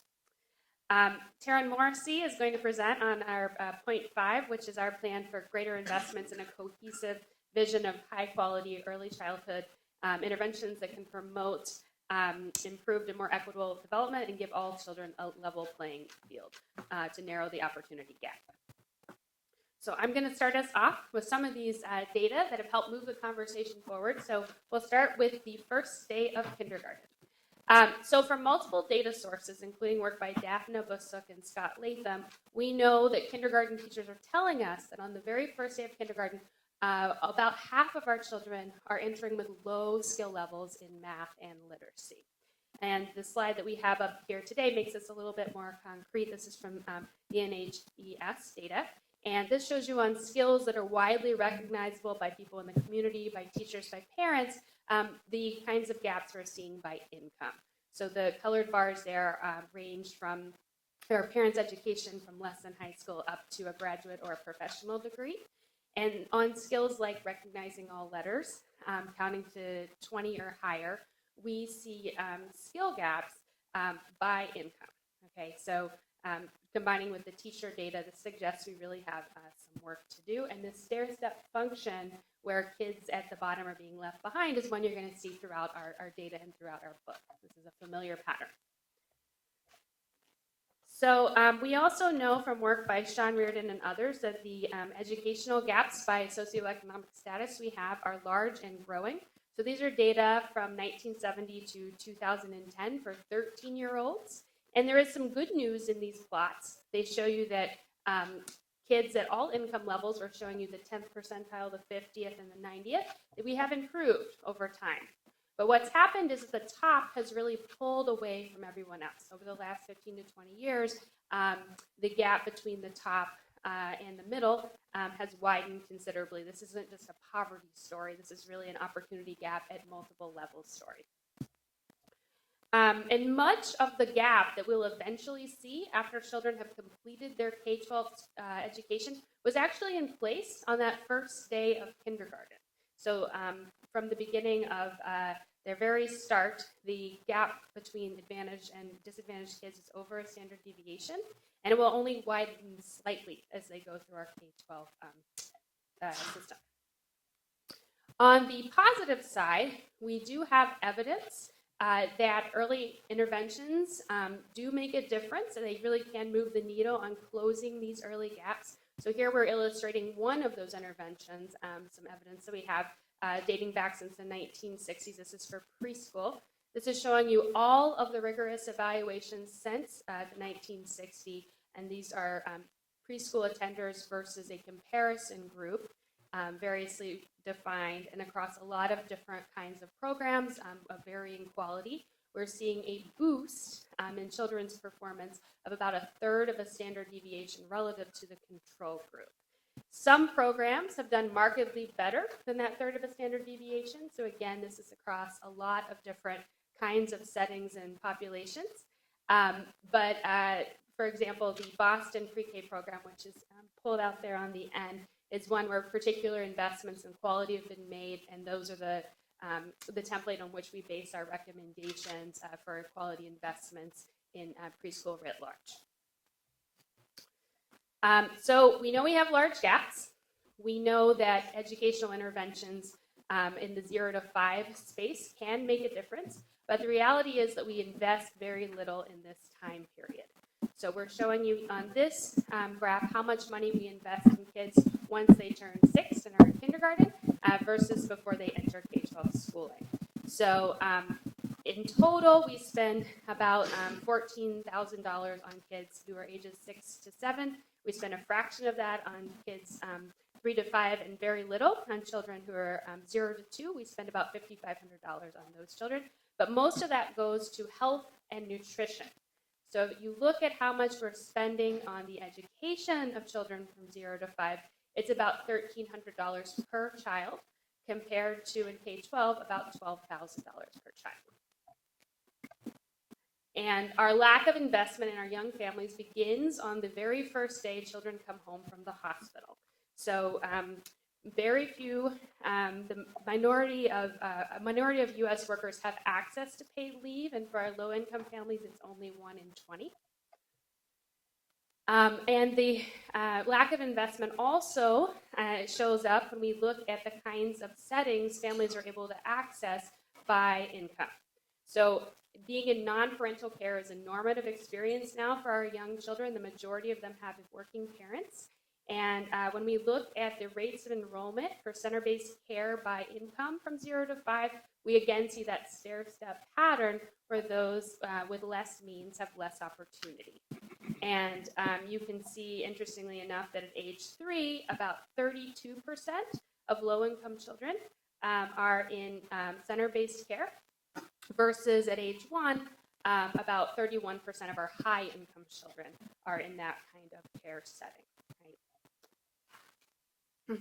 And as we heard from Representative DeLorio and Senator Hassan, we are under, in terms of the relative ranking against other developed economies, out of 34, we rank 30th in terms of preschool access for our 3 and 4-year-olds. Over a dozen countries have enrollment rates of over 90%. So we are really trailing in this area. The consequences of our lack of investment also show up when you look at the quality of what children are experiencing when they are enrolled in center-based care. So these are showing you differences between the kinds of experiences kids of different income levels have versus children at the top. So for example, in terms of the emotional support that our lowest income children receive, they are receiving care that is about 0.7 standard deviations lower in quality than children at the top income quintile. So it's not just an access problem, it is also a quality problem. So Taryn is going to come up now and take you through our proposals, these 4 policies for addressing these issues. Thank you.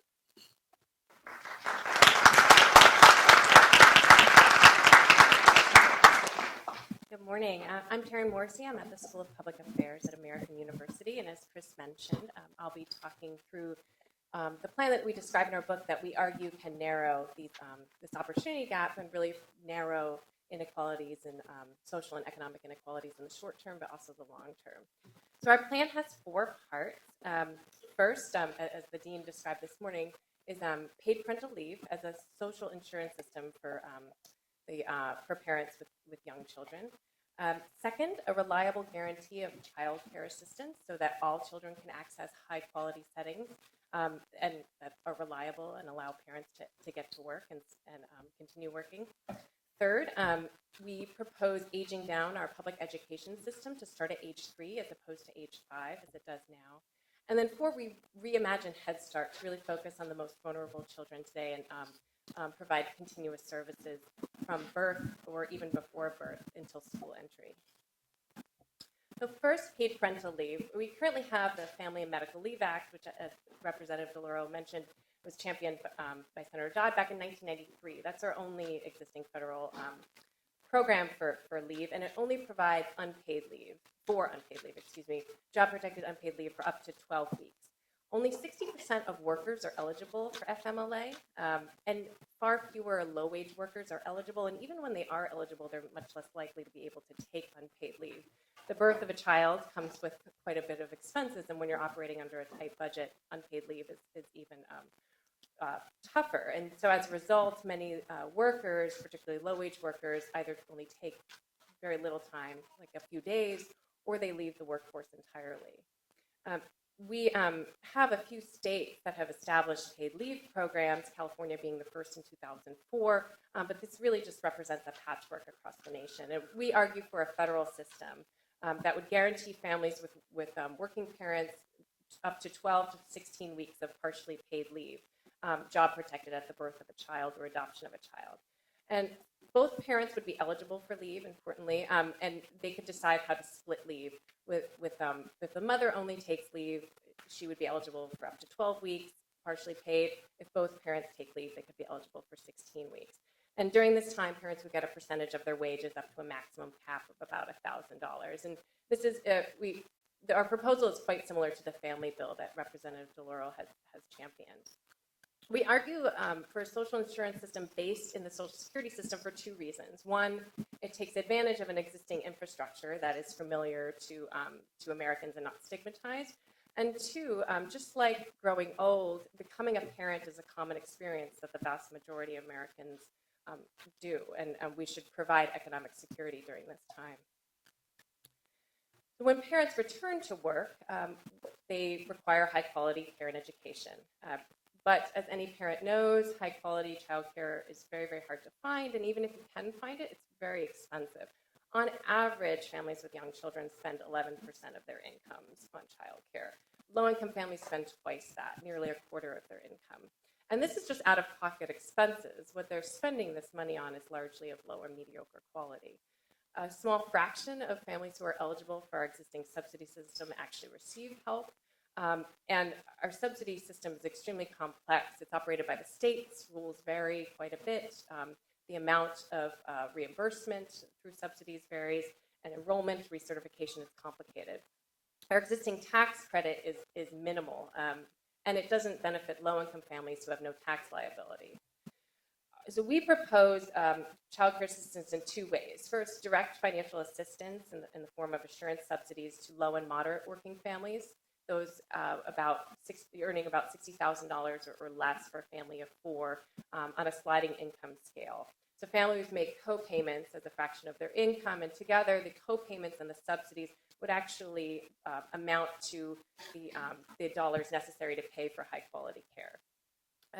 Only licensed care would be eligible for subsidies, but this is licensed family child care or center-based care, but for families choosing to use unlicensed arrangements with neighbors or relatives, or needing after-school or summer care for school-age children, they could benefit from an expanded tax credit. We propose a maximum benefit of $3,000 for one child, and it would be refundable, importantly, so low-income families could take advantage of this. Third, we propose universal early education. Right now we have a piecemeal system that varies widely by states. We have 42 states have some sort of public preschool program, and the District of Columbia, but they really vary in the numbers of children they serve, and as well as the quality measures, the workforce requirements, etc. And very few states have services for 3-year-olds, or serve very few 3-year-olds. And we argue that education really should start at age 3, given the evidence that preschool and 2 years of preschool has on school readiness and later outcomes.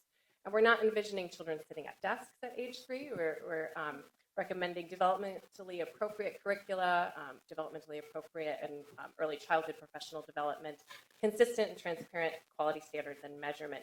We do argue for a full-day, longer school year program to meet families' needs, but also to limit summer learning loss and some of the other issues we know through research.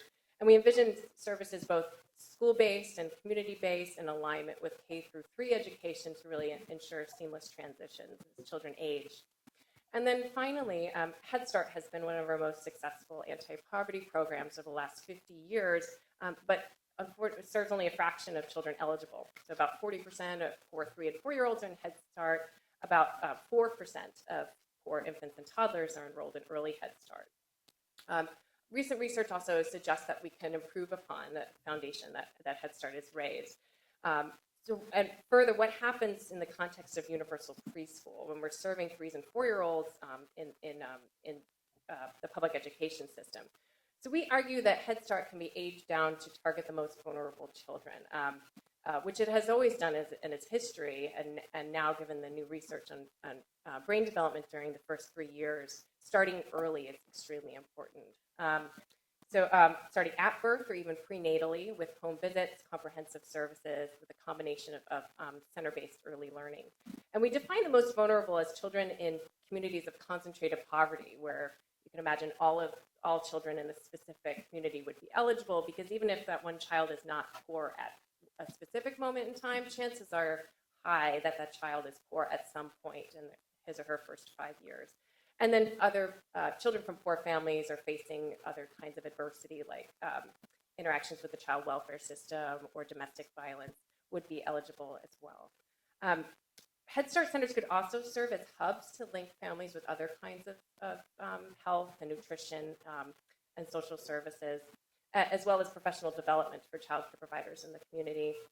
And Head Start centers could serve as labs to generate innovations, really filling the gaps in terms of figuring out what we know or what works best in promoting infant and toddler development, particularly among this most vulnerable group. So we've costed out the elements of our plan. And so here we provide cost estimates at full implementation. So we envision this 10 years out, not right away. We also provide what we spend currently in terms of state and federal dollars and what we would need to really make up the difference.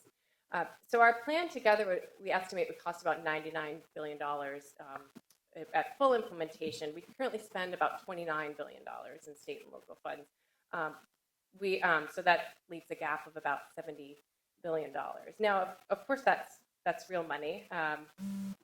But to put it in perspective, this kind of figure has been common this morning, but the U.S. ranks quite low in spending on early care and education. 30th out of 31 OECD countries, we spend about 0.5% of GDP on early care and education. That includes what parents spend. So we have considerable room for growth. Even with this additional $70 billion, that would still not put us even to 1% of GDP on early care and education. So we would still not be an outlier. Another point of perspective is that we spend $620 billion on K-12 education, and that's for ages 6 to 18. We're not even proposing putting early childhood on par with that in terms of per child spending levels, but it would get us a little closer. Arguably, the brain science says we should invest more in those years too. I was reminded last week of a quote from my former boss, Senator Ted Kennedy: "Show me your budget and I'll show you your priorities." And we're simply not prioritizing early childhood right now. So in conclusion, we argue that this coordinated set of investments would really move the needle on narrowing inequalities in the short term and the long term. And we provide a science-based argument, but as the senator so eloquently said, there's certainly a moral argument as well. This is not charity, this is investment. And we invest both in broader access to children as well as higher quality services jointly, which is really important, and provide economic support for when families need it the most. And we also our system proposes shared federal, state, and family responsibility. So thank you so much.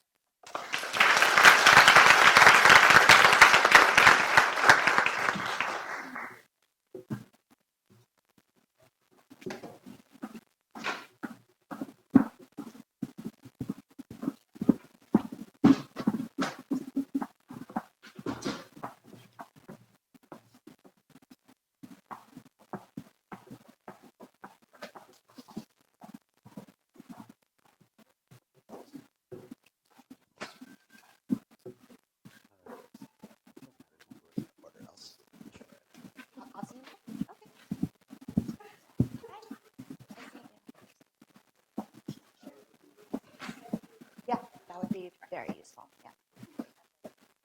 And it's 15 minutes. Are you sitting?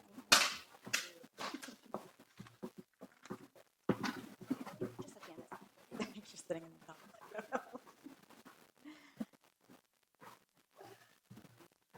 Hello, everyone. Good morning. I'm Aaliyah Wong. I'm the education editor at The Atlantic. I often tell people when it comes to covering education, the 0 to 5 years are actually the most complex age range because you're talking about myriad topics. It's not just academic readiness, although that's a huge component of it. But you're talking about economics, you're talking about sociology, brain science, you name it. Everything's included. And that's what I really appreciated about this book. I've poured through it over and over again for my own reporting and obviously in preparation for this panel. And it really situates early childhood education and care within this larger context, which deals with economics, which deals with the workforce, which also deals with families' economic mobility.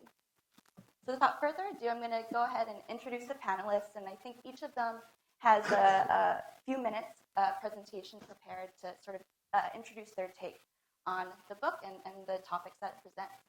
So I'll start with AJ Chaudhry.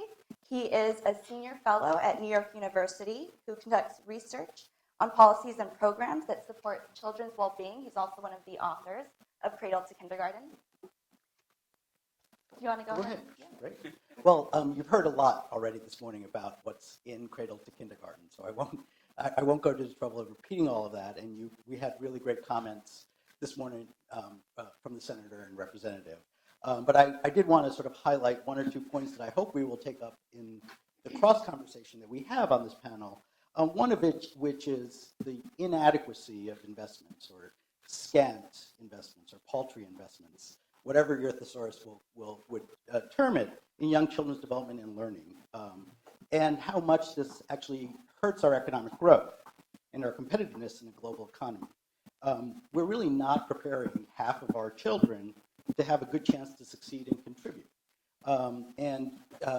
I appreciated that Senator Hassan brought up that historically the importance that the United States has placed on public support for opportunities and how critical they are to a thriving democracy and economy. And, you know, we live in odd times.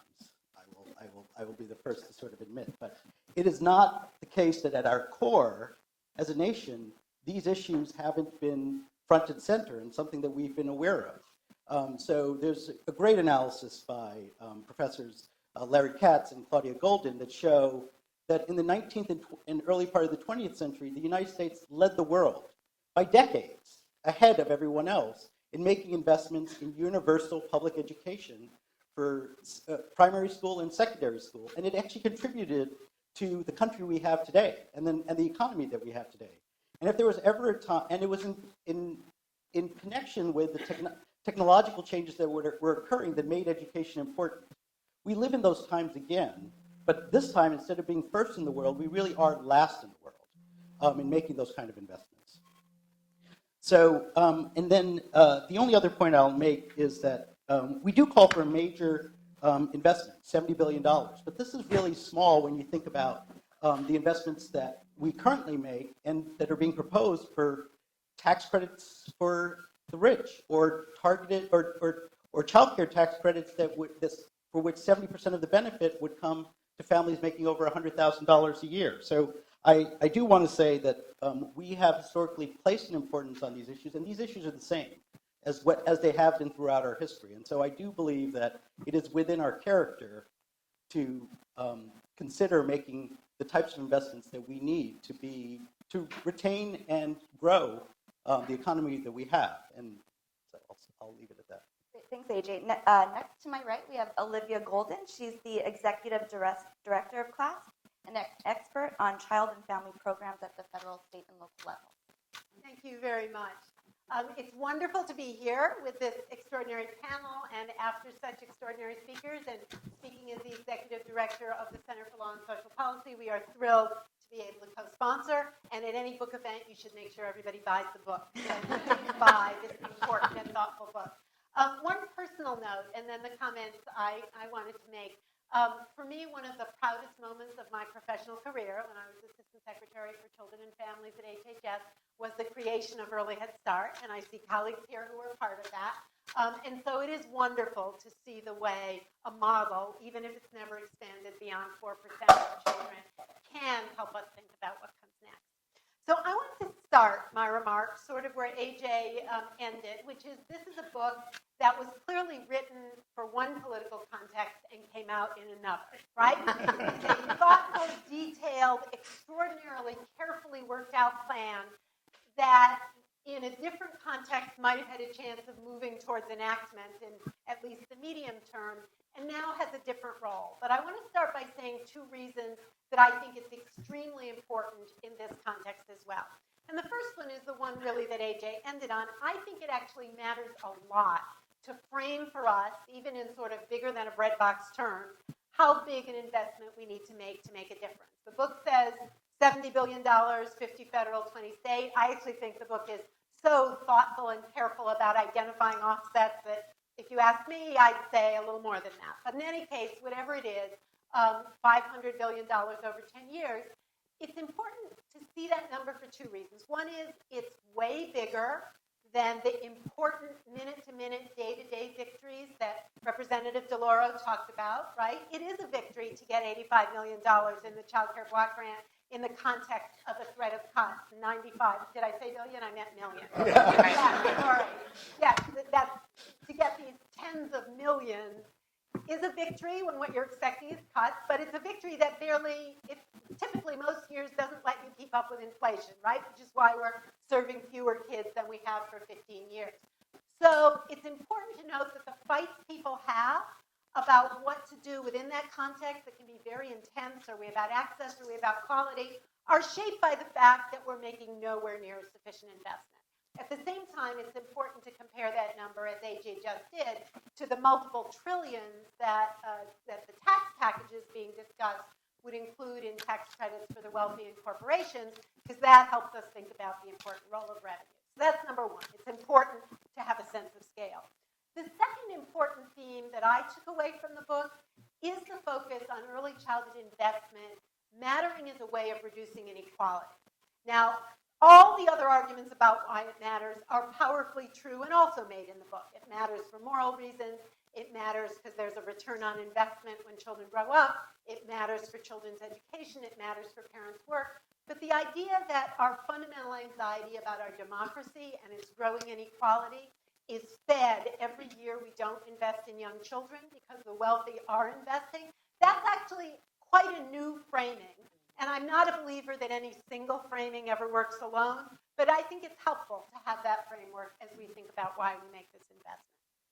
So the second thing I wanted to briefly mention as we go ahead is that I do think there are a couple of areas about the circumstances of young children that are not so much attended to in the book as they would have been if they'd been able to predict this context, right? A couple things not there that I know are in the author's mind, but not so much in the text. The first is who young children are today.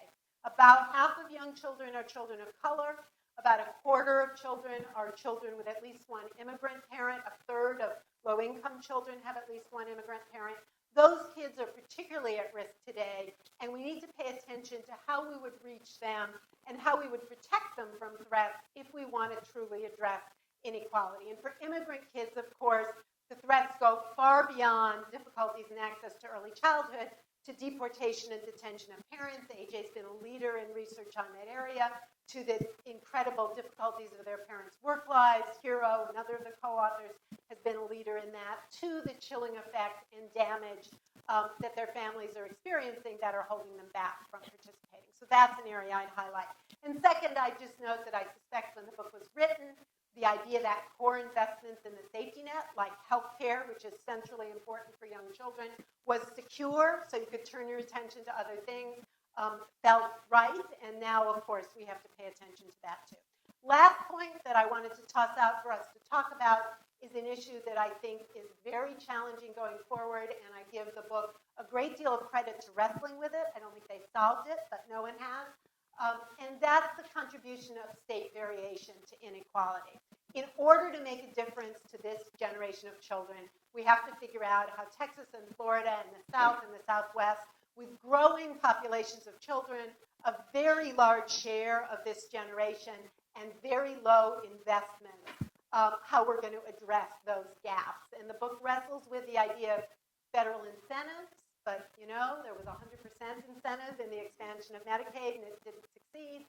The book also suggests using Head Start with its direct federal to local funding and its history in the civil rights movement for precisely this purpose as a little bit of a backup. I think that's very intriguing, but I think that's a question that as we talk about addressing inequality for young children, we'll want to return to. Thanks, Olivia. And to my left, we have Sarita Gupta. She's the Executive Director of Jobs with Justice and the Co-Director of Caring Across Generations. She's also an expert on the economic, labor, and political issues affecting working people, particularly low-income populations. Thank you so much. Thanks for the opportunity to speak this morning on this panel. And I want to say that so much has already been said. The senator and the representative were amazing and really speak to all that was so, I certainly felt very aligned with in reading this book, and certainly the comments that both Ajay and Olivia have made. And I do want to pick up on something Olivia said. I really did appreciate the framework on reducing inequality. I think that's exactly right. What I hope to bring into the conversation is another aspect of the book that got talked about briefly but didn't go into a lot of depth, which is really the workforce that we're talking about here. So the book says, like throughout the book, the authors talk about the need for a larger and a skilled workforce, and also go as far as to say early care and education providers will need to be adequately compensated if high caliber staff are to be attracted, rewarded, and retained. So I want to pick up on that a little bit. Care is the work that makes all other work possible, right? I mean, childcare workers are key to enabling parents to be able to work outside of the home and to provide children with the space to learn and grow. Yet these jobs are pay poverty wages. They offer few workplace protections and few to no employer offered benefits like health coverage. And so what we see is that this reality drives qualified and talented workers out of the care workforce as they search for other more lucrative fields. So just to add a little texture to who are we really talking about when we say child care providers, I'm going to draw from a report that the Economic Policy Institute did about child care providers, just to say there are approximately 2 million teachers and caregivers providing care in center-based and home settings. This does not include the 2.7 million unpaid home-based teachers and caregivers. Child care workers are 95% female and are disproportionately workers of color. The median hourly wage for child care workers is about $10.31 an hour. Can you imagine that? $10.31 an hour.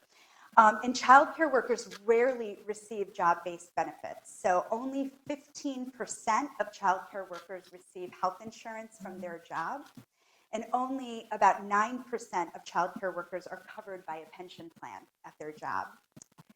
The bottom line is that child care workers have a hard time making ends meet. So just what does all of this mean? It means about 1 in 7 child care workers live in families with income below the official poverty line. And over 1/3 of child care workers live in families with income below twice the poverty line. So it's important for us to understand when we say this is a workforce that really we need to create good jobs. This is not, we cannot retain a workforce, but also we need to understand how difficult it is for child care workers themselves to care for themselves and their own families. So just a point on this, many preschool and child care workers cannot afford child care for their own children. In 32 states and the District of Columbia, center-based infant care costs are equal to more than 1/3 of typical preschool worker earnings. So that means if you're a preschool worker in the District of Columbia, where we happen to be, your entire pay from January through April would be consumed by infant care costs. Or in 21 states and the District of Columbia, non-preschool child care workers would have to spend over half of their annual earnings. So this is just, it's wrong that you're working to care for others, whether it's young children, it's elderly, or the sick, should not make it impossible for you to care for yourself or your own family. So this does mean we have to improve caregiving jobs in order to make sure they're good jobs, and to ensure that we can build and retain a real workforce. So just a couple of thoughts on solutions that we need to think about around how we do that. We absolutely need to increase the national wage floor for all care jobs. That's essential. We have to improve workforce training and career mobility, which the book certainly talks about as well. And we have to make sure there's access to affordable quality training that would enable care workers to improve the care they offer and help develop career paths in care so that workers can grow within the field. And one cautionary piece I want to say is we have to make sure that that kind of training and career ladders are actually lifting all boats, because sometimes we have seen situations where the lowest wage care workers are often left out of having that access to the kind of training and career ladders. And then I do want to say that a solution we have to think about is how we're developing a path to citizenship for the undocumented caregivers. The precarious status of caregivers who are undocumented really threatens the well-being of consumers, of families, and employers who depend on these workers. So we have to come up with a solution to really address and make sure there's a real pathway to citizenship for this workforce. This is really critical and urgent for us to strengthen the care workforce. And I just want to close my comments with just speaking to the urgency of why, which the book lays out, but I want to talk a little bit more about the demographic shifts that are really creating an explosion of care needs in our country right now. There are 4 trends worth noting. One is that millennials, we are now in the moment when the first wave of millennials are having children. We have about 4 million babies that are being born a year right now. In addition to that, we are in the midst of an elder boom, where over 10,000 people a day are turning 65. That's 4 million people a year. And there's growing need for supports for daily living. And majority, we know 90% of Americans want to age at home. So there's just incredible needs on that front. But then the third is that the adult age workforce are dealing with new economic pressures, lack of access to benefits, working in non-traditional environments. They're really struggling to afford and manage care. And often they're struggling with it at both ends of the generational spectrum. So like myself, they're members of the sandwich generation dealing with both elder care and child care needs. And then finally, as has been said, more women are entering the workforce right now, which means that, you know, at one time we depended on women staying home as our default family care system in this country. This no longer exists. So given all of these trends, we have to recognize we lack a basic care infrastructure in this country to support families and the real needs that they have. And we have to remember sometimes when I talk about the demographics, we leave out the child care workers are equally implicated in those demographics. So the story of Benji and Adrian were beautifully written. And in my mind, I'm like, now imagine if they also had aging parents that they were trying to manage care for. A parent with cognitive illness, for example, who need adult day services. How do we manage those needs? Or they needed, or child care workers themselves that I just talked about, who also are managing care at that intersection of both elder care and child care. So we need really bold solutions right now, and I really appreciated this book in laying out a framework for us to work off of, and I hope in the discussion we could talk more about that. Thanks, Rita. And last but not least, we have Erin Kramer. She is the executive director of One Pennsylvania and has extensive experience with both community and worker organizing. I just want to say hi. I'm just speaking to you from behind the podium. My name's Erin Kramer. I work with a group called One Pennsylvania. I'm also the mother of 3 children under the age of 8. So as an expert utilizer of early education and care, early ed is a place where our members have been pushing us because we think about, we're multi-issue, we're membership-based, we work on really things that are expensive, right, and things that are valuable. How do we make those things which are essential and expensive more accessible to our membership, and how do we defend those things that are valuable and work to improve those? Things that are both expensive and valuable are healthcare and childcare, access to housing, the environment, right?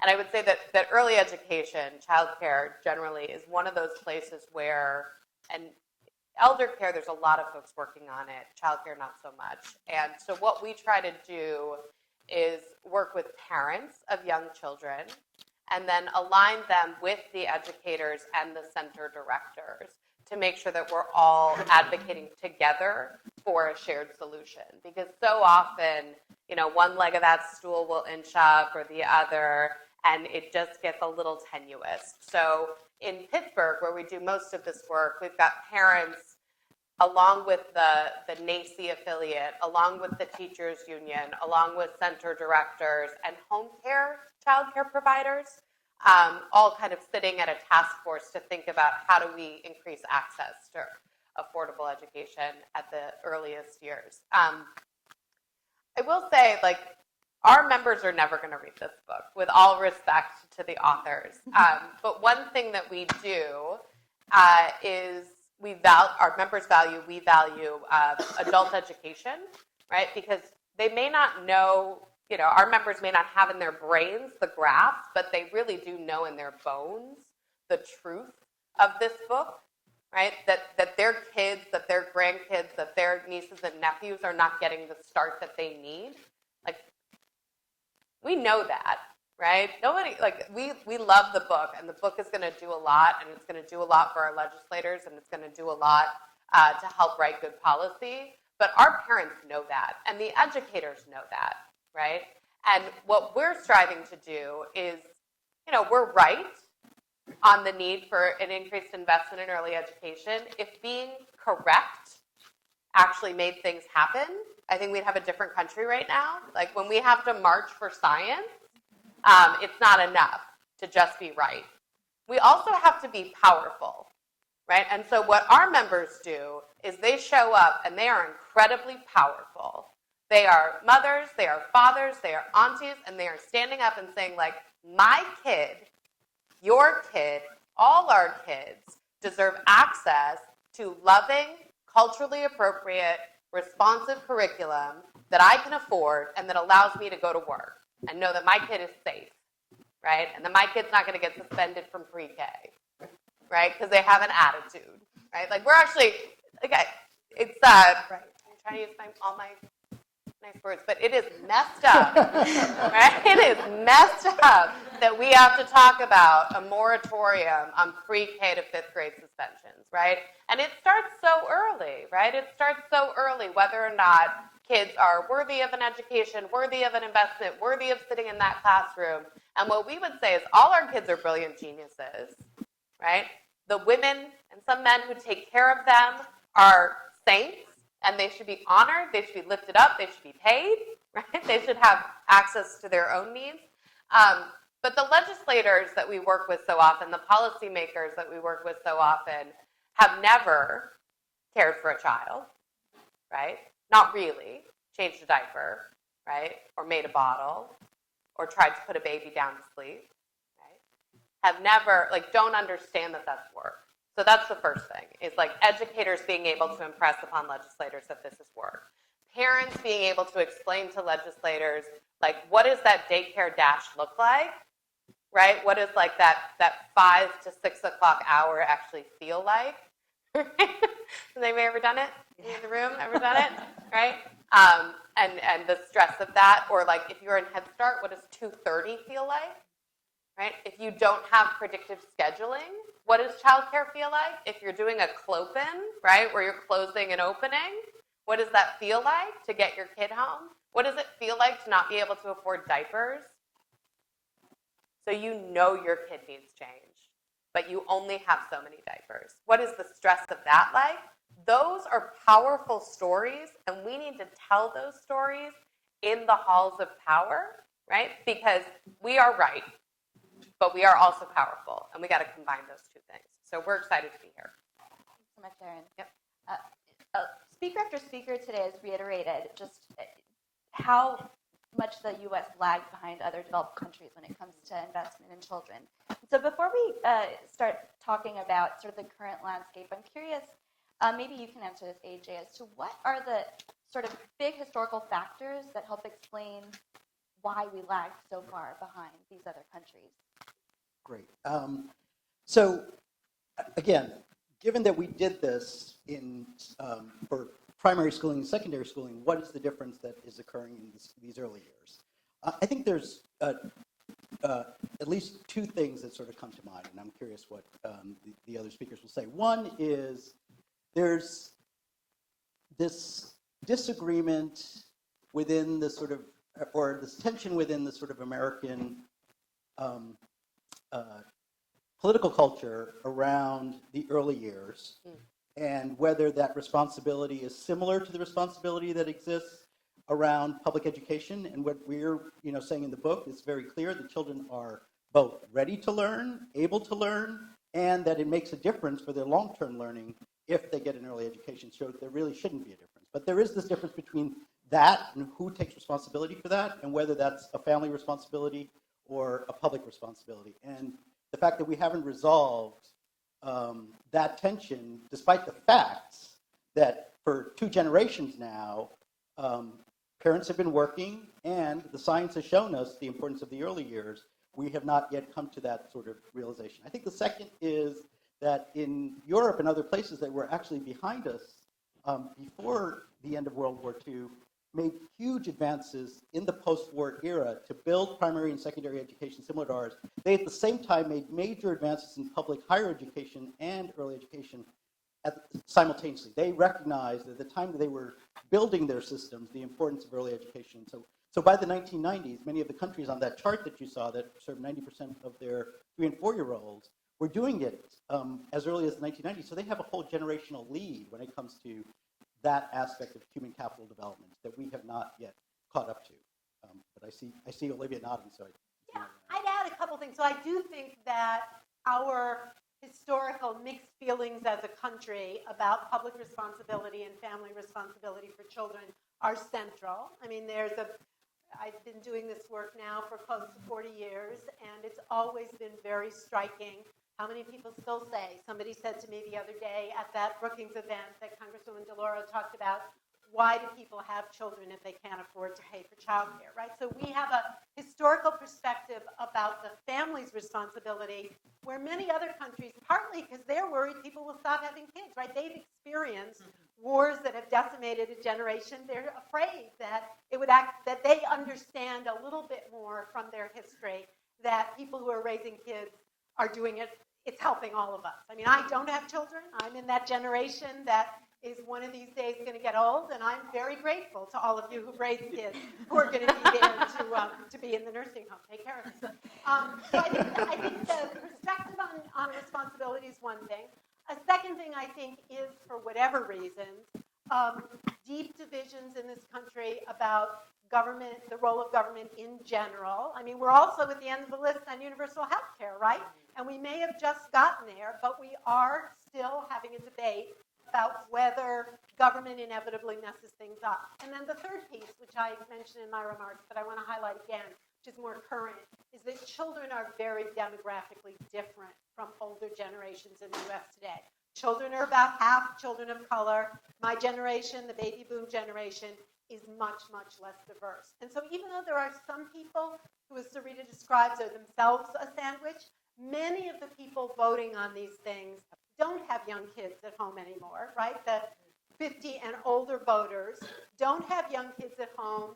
And unfortunately, for some of them, it may feel that this is other people's children. And so I think addressing that in a wide variety of ways, we can all talk about the strategies so that people think of Black and brown children as their children and their future is also going to be important to succeeding. But both you and Sarita and Aaron, both of you spoke to the need to recognize that what we're talking about today also is about the workers and about parents. The first chapter in Cradle to Kindergarten talks about the importance of really ensuring paid parental leave for parents and other supports. Why are these supports and programs so important, not just for children's well-being, but for the economy? Do you want to go? Yeah, I'll jump in. I mean, I have 3 kids, and I'll tell you, you're not a productive worker in the weeks following a birth, first and foremost. But the other question is,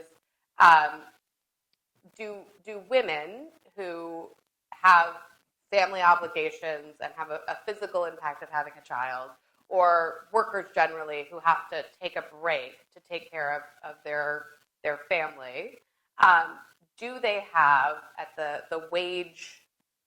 hourly wage level, does the employer have an obligation to hold a spot for them or not? Right? That's the question that we're asking.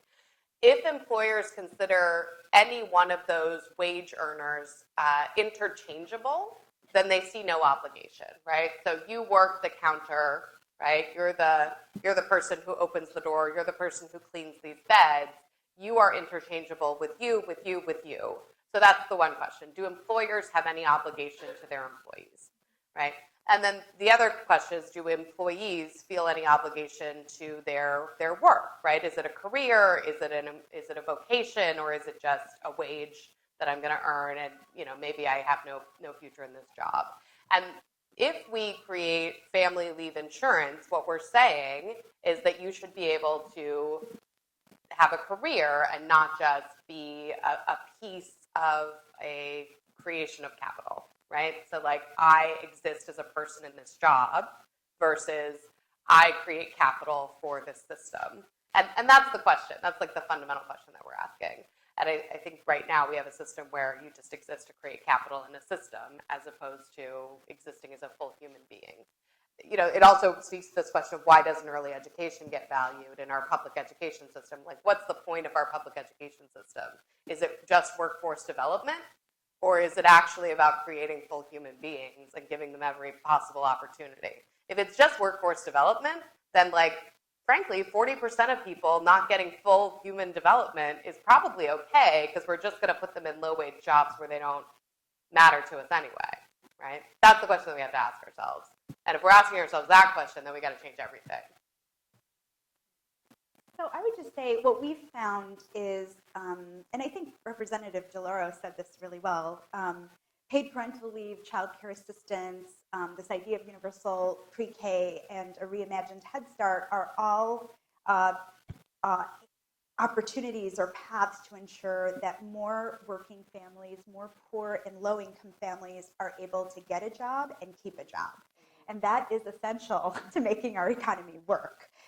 Because that means that there's stability, there's job security, there's an ability to actually contribute to the economy, because often we forget, poor and low-income people are also contributing to helping have a healthy economy. So more money in their pockets and capacity and time, frankly, to be able to be participants in our economy, and frankly, participants in our civic society is good and healthy for our nation, our economy, and our democracy. So I just want to bring it back to that. That is essential here. And in terms of why these kinds of, and why we see across the country the work that has happened at the state and local level around paid sick days, paid parental leave, paid family medical leave, and there's so much energy and momentum growing on the grassroots level. And the reason for this is because people understand this is critical to how we begin to address inequality in our communities and amongst families and individuals. And so that is why there's so much energy. And I think there's more to be done, both weaving together, again, the paid leave issues, the access to childcare and care issues that we have, and you mentioned this in passing in your comments for predictable scheduling, which is a really big issue for so many low-wage workers. Can you imagine not knowing week to week how many hours of work you're going to get or what your schedule will be? How are you supposed to make arrangements to pick up your kids from childcare, or even know what money you will have in your pocket by the end of the week to know if you can pay for diapers and food and rent and medicine and whatever else you need? This is a growing phenomenon in our economy that we have to address as well. Well, could I add something on the paid leave question? So, so on the paid leave question, so we purposely in the book, so many times the paid leave question is taken from the vantage point of why it's needed for working parents. And we do believe that's important, and I want to comment on that. But we also make the really strong point that it's very important for child development, and that it's a benefit both to the parent and to the child. And when it comes to the support for parents to be able to take time and paid leave, there's evidence from a lot of countries that it actually increases labor force participation because it provides for predictable scheduling, knowing that you, in fact, will have a job when you return, and that without paid leave, most low-income workers cannot afford to take time off, and they're also in precarious jobs. My primary research is often ethnography, stories of Adrian. Adrian, for example, in the book, you read about how on Adrian's birth, her mom, who had worked for a large national copier service, was laid off, and she was in New York State, which has temporary disability insurance. So she had planned to take 5 weeks, which is what she's entitled to, but she got laid off in her 8th month. So instead of having those 5 weeks with Adrian when Adrian was born, she had to return to work within a week and to a temp job because she couldn't afford.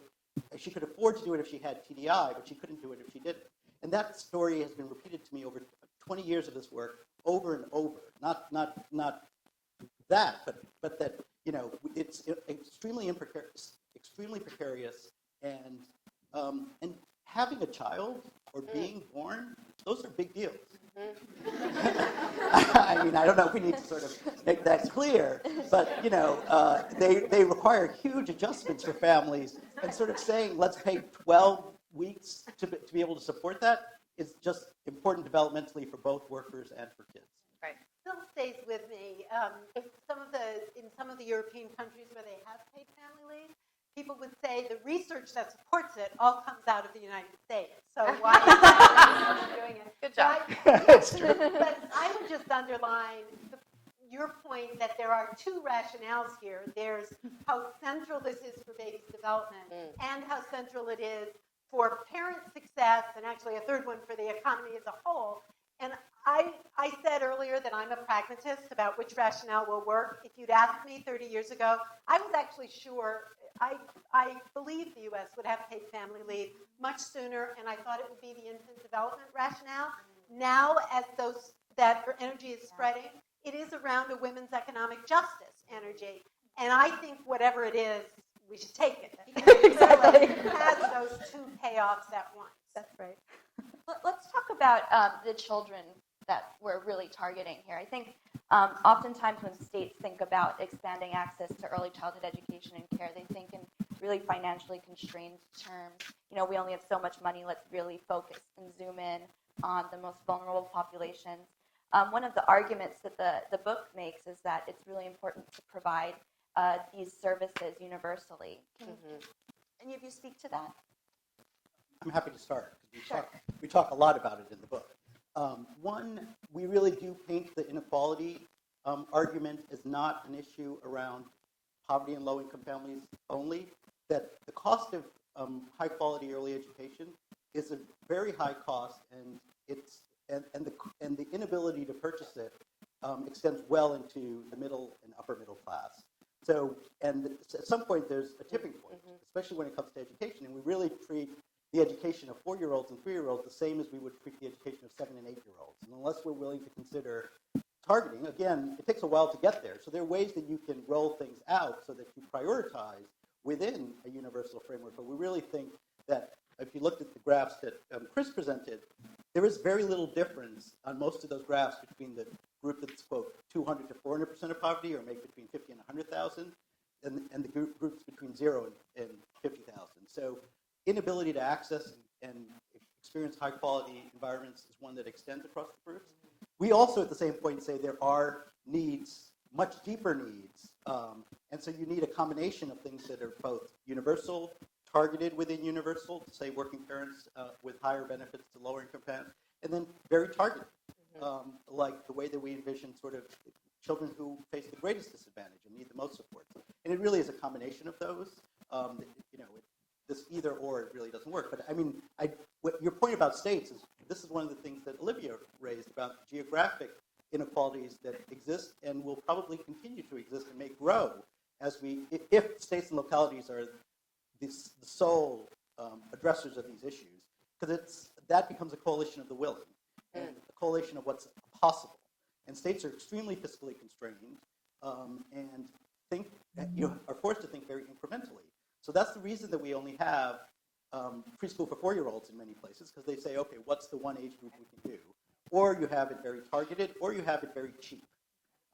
There's a reason why the average expenditure for each state for preschool is 1/3 the amount that we know that parents pay when they're buying it themselves. So. I think the advice I would give people about targeted or universal comes in a lot of different flavors about short-term and long-term. I mean, in the end, we've got to focus the most on low-income kids and kids of color who are the most at risk right now and getting the least from the system.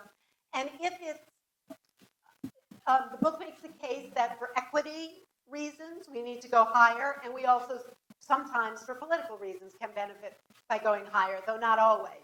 In the short term, I think you're seeing movement on several fronts. You're seeing some jurisdictions, Philadelphia most recently, passing a revenue source. I actually think that's the headline. Anybody who's watching this on the live stream and is thinking about it in a state or locality, think revenue source, and they're hitting soda tax. So they've done a universal preschool for 4-year-olds. New York City's done 4-year-olds, but is going to start 3-year-olds in the most needy communities. So sometimes you can do it, and then what you have to make sure is that your so-called universal doesn't have obstacles that prevent low-income kids from getting there, like hours that you have to have a job that lets you drop the kid off at one time and pick up at another, because what you don't want is universal that prevents the most needy children.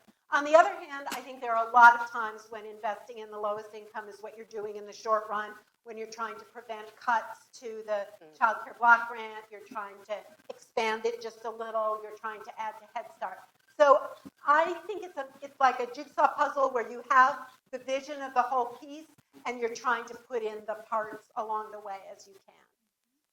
The other argument for universality is like a desegregation argument, right? So in New York, right, in Philadelphia, and frankly in Pittsburgh, which folks don't think about very much, which is fine, it's tiny. The Pittsburgh Public Schools is like the largest provider of pre-K services in Allegheny County. Publicly funded, what they do is they integrate the state funding, the federal funding, and a little bit of local funding, and they provide access to high quality, inclusive early education and care for 3 to 4-year-olds. Private pay parents can buy it, right? Publicly subsidized folks can get it, but they go to school together. And so babies are growing up together in a way that is not happening in a lot of other places, right? And it also gets parents to start working together and frankly, like re-civilizes a conversation in our cities that is getting increasingly segregated both by race and by class. So there's an argument for universality there. It like brings back a level of civility and democracy to some of our population centers. And then the other argument is about urban development, right? Like New Yorkers will leave if they don't have access to affordable, high quality, at least the folks who can afford to leave. I think that there's an argument for bringing folks back into school districts, public school districts that folks were fleeing from if they have access to a high quality, affordable early education. When frankly, if you're a baby, if you're the mother of a 3-year-old, like figuring out childcare is or a father, it's a huge problem, right? And so if the public school solves that problem for you, I'm staying. I'm not leaving. So there's all kinds of good arguments for universality. So we started with the history. Now let's fast forward to where we are today. As you two alluded, this book was written in a different era. Priorities have probably shifted. Just our whole approach to what we're talking about today has probably taken on a new flavor. So can each of you speak quickly sort of how your priorities and goals have shifted in the past few months? We'll start with you. Sure. Well, it's interesting. From the work that we've been doing through our Caring Across Generations campaign, working with advocates on the ground, partners in states, one of the things we recognized is we've been working on elder care issues. That's been the focus of Caring Across Generations. But when we were talking to a lot of families, they were like, that's great if you can help me figure out how to have affordable elder care, like long-term care services. But it doesn't help me with child care costs, and it doesn't help me with the fact that I don't have paid leave. And that really led us to say in this moment, like it was like pre-election, but we've stayed committed to it post-election in terms of the political moment we're in, is could we innovate and think very broadly about the continuum of care that families really need? And so we've been playing with a concept called universal family care, which really would be addressing child care, elder care, and paid leave. And in the States right now, in Maine and Michigan, we're actually piloting some universal family care initiatives. But just the idea of it being a social insurance model, like a fund, where if you could imagine, you just had a child, you can access the fund to pay for the care that you need so you can go back to work. Let's say your parent has a stroke and you need to take time off, you need leave time to go help them recover. And then imagine if your parent is in need of more elder care, supports for daily living, you can access that pool of resources to help pay for that support. So again, through all of this, you're able to keep a job and retain a job. And so it's a new idea. It's a concept that we're playing with. The idea is that it would be flexible and portable in terms of benefits and making sure it actually benefits people in every income bracket. And I say that explicitly to the point of sometimes when you have universal, you really leave out low-income poor families. And in this case, we're very much targeting low-income poor families. And so there's ideas, we're working on financing mechanisms, we're doing a lot of research right now, but I guess I'm putting it out there in the sense that in this moment, it's really easy to play defense. We have to play defense. But I'm a firm believer that the best defense is offense, too. We have to be able to do both these things. And so in some ways, I feel like in the field right now, we're dividing labor, who's playing what roles. And through the work that we're doing with state partners, really figuring out where we can forge some pathways forward that can model what we ultimately know we need at the federal level. So that's an example of managing defense, offense in this moment. What about you, Erin? Defense, offense, combination of the two? I mean, I think that what we know, and I'll just speak to Pennsylvania, that like nobody's coming for us but us, right? Like so we thought we were going to have a big federal solution. We were excited about talking about how we were going to spend all this new money to create a care infrastructure that really lifted up our elders and also took care of babies. But like we're going to have to do that on our own.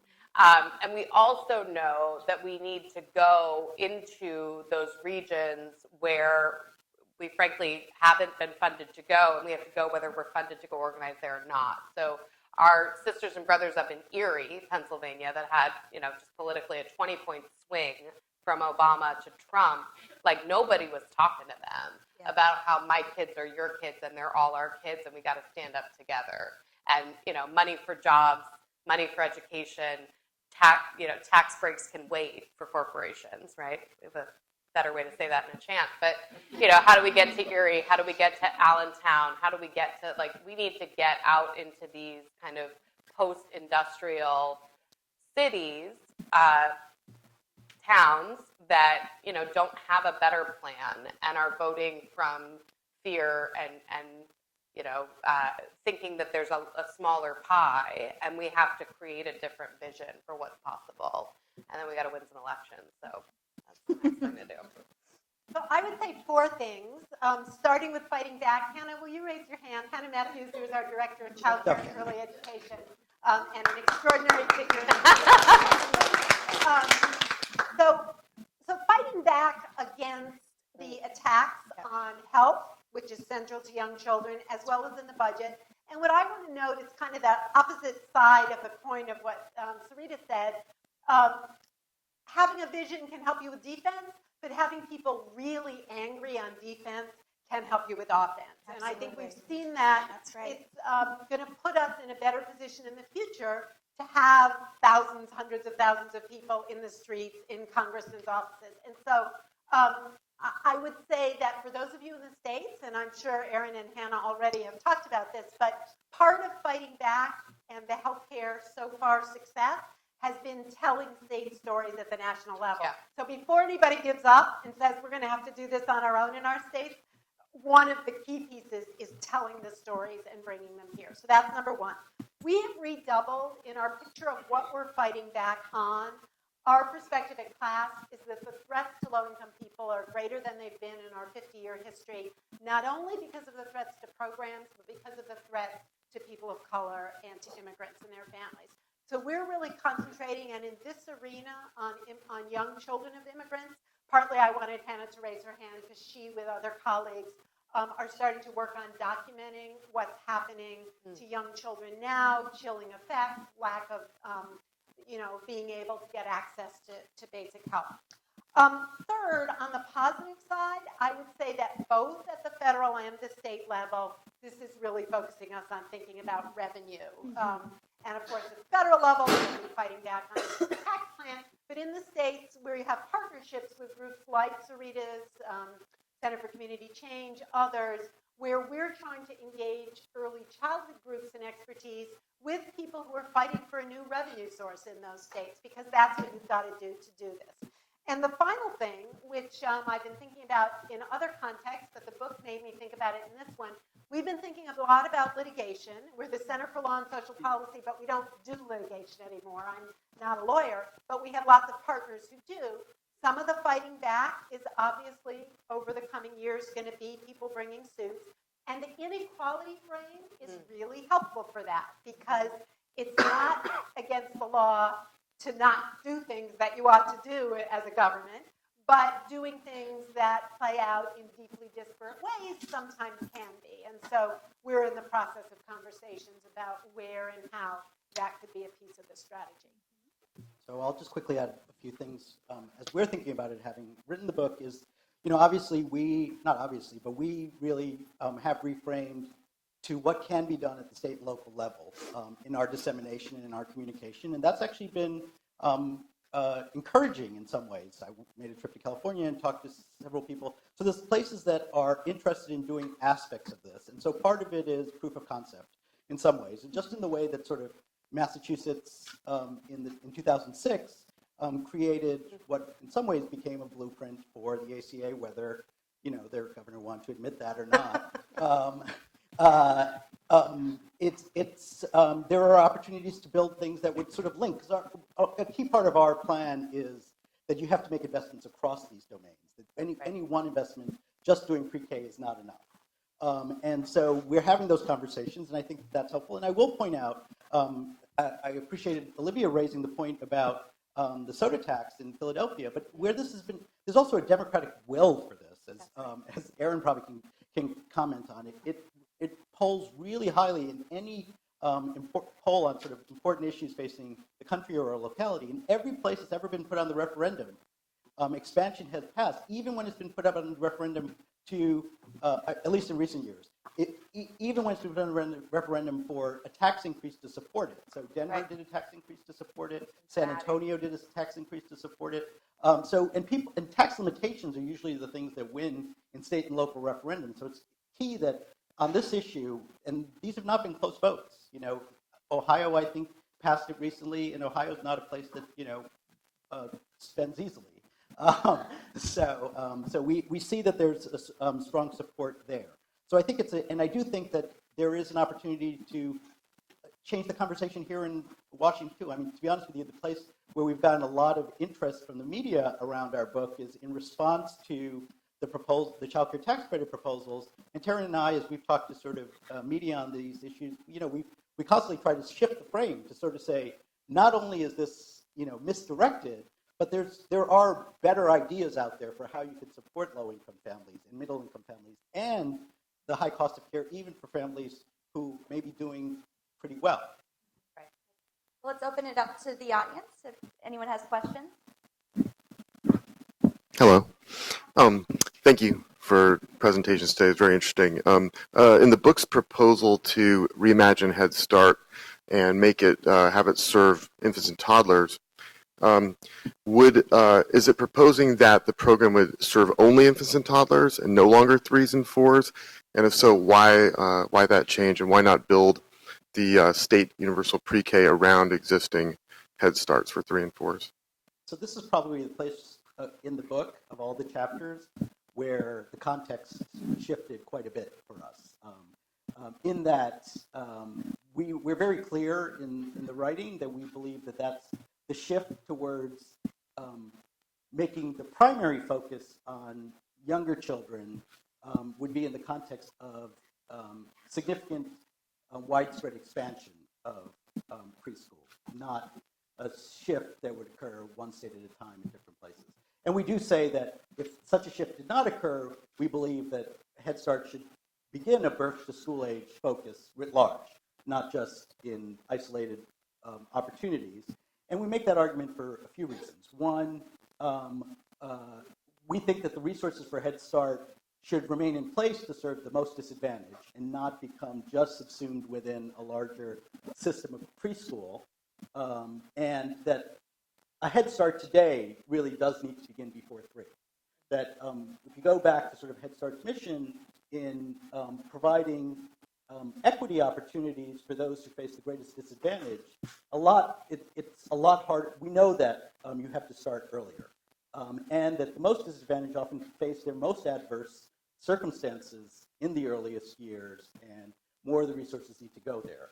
In the current context, what we would probably advocate for is, and we do call for an increase in Head Start funding because we do expect 3 and 4-year-olds to continue being served, but where there is universal services for 3 and 4-year-olds, shifting services, but also just new services for children birth to 3. So if you see, we go from a $9 billion budget to a $17 billion budget because that assumes about 400,000 children would continue to be 3 and 4-year-olds.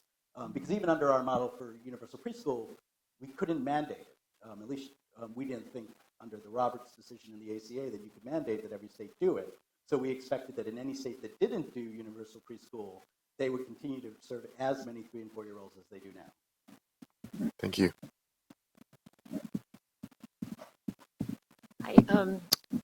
I have a question about whether the budget estimate includes increased compensation for the workforce, how it blends with the Institute of Medicine's recommendations on the the growing workforce, and also if there's any ideas, what are the best policy levers that we have right now in terms of increasing compensation? Minimum wage, we're raising the floor through minimum wage, but are there other things that we can be doing that will increase compensation, take it to the level that it needs to be in the long term? So I'll address the first half of that question and then ask my colleagues here to address the second half.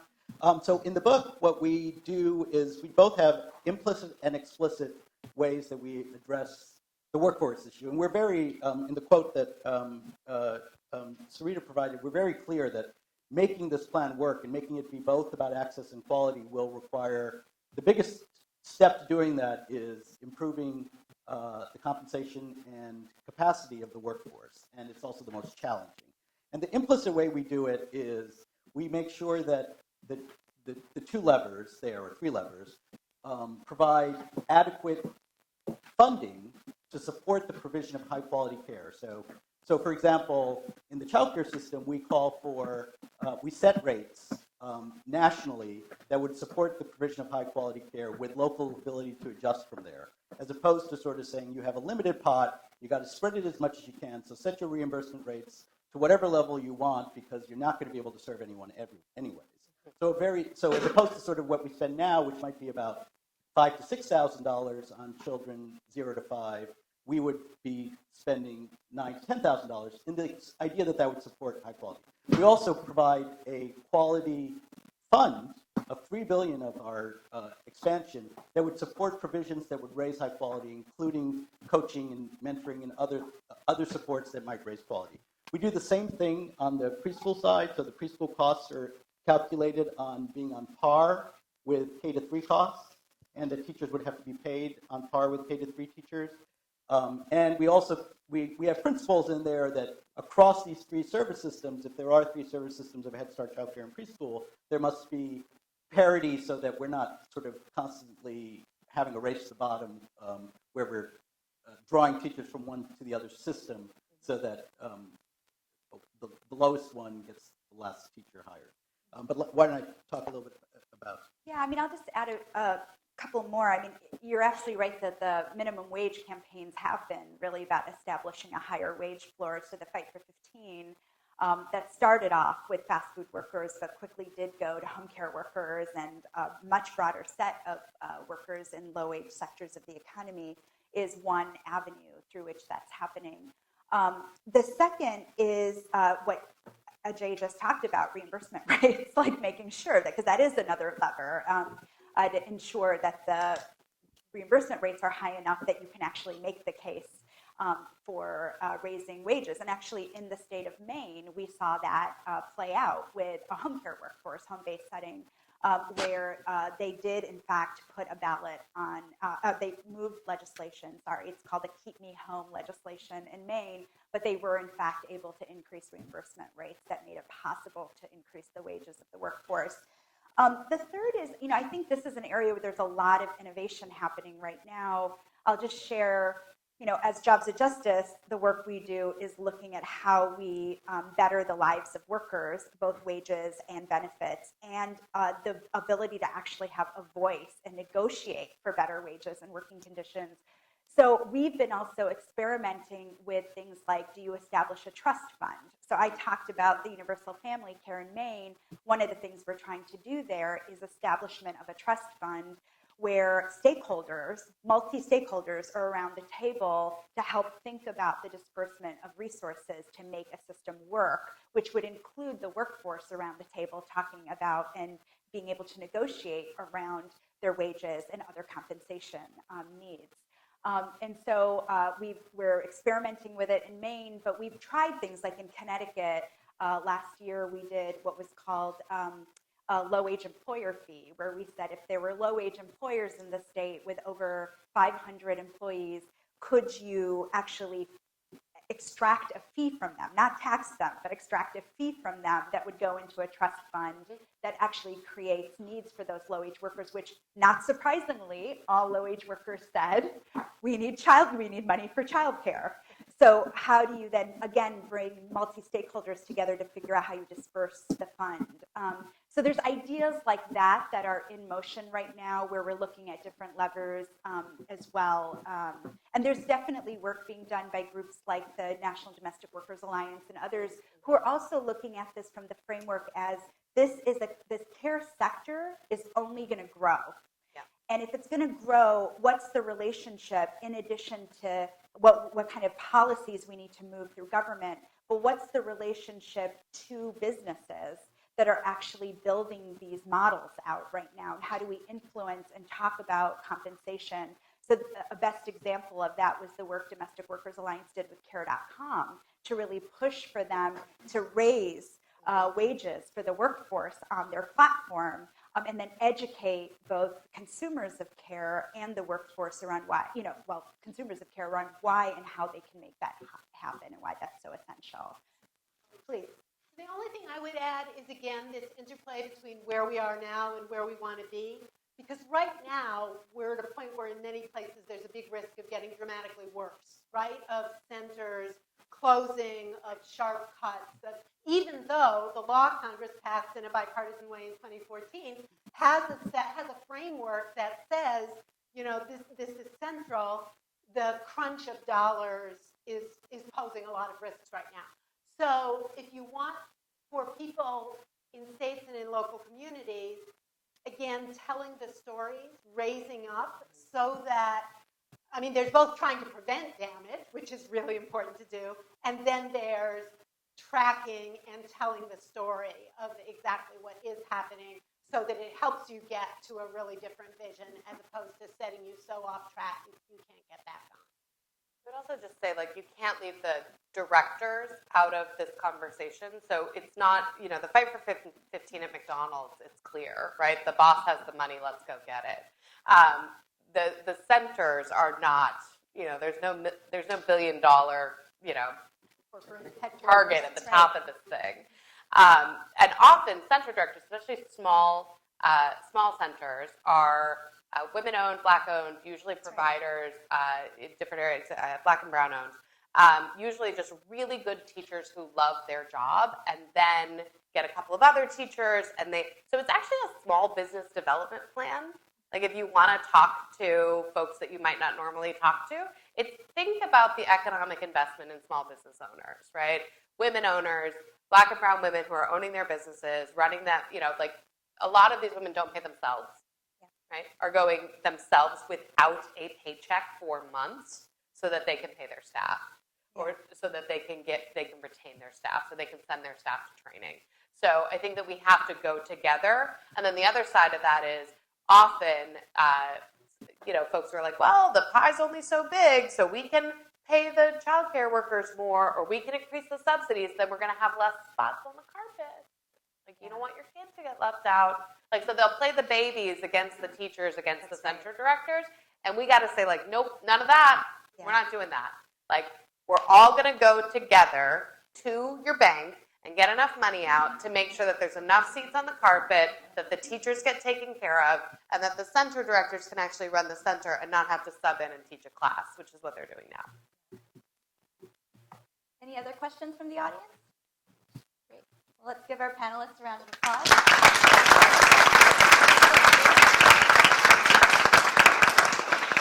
I'd just like to, for the authors, just thank the audience for coming to this. Everyone gave their morning for this issue.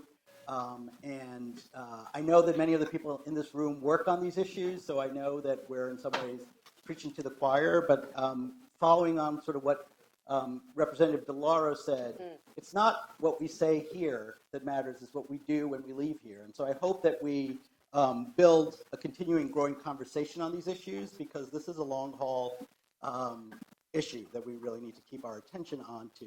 And then finally, I do want to offer my own thanks to the sponsors for this event once again, to the University of Michigan School of Education and Poverty Solutions Center, to the Center for Law and Social Policy, and to GCPI. And my own personal thanks to Peter Edelman for his support on this work. As Peter pointed out, I first began, or did a bulk of the work on this book while being a senior fellow here at Georgetown. And one of my co-authors reminded me that we had our first full group meeting upon the completion of the first draft. It was a while since between the first draft and when it got done. But we had our first big meeting, a day-long meeting here at Georgetown once we completed that first draft. So we're indebted to the Center on Policy and Inequality here at Georgetown for all that support. Thank you.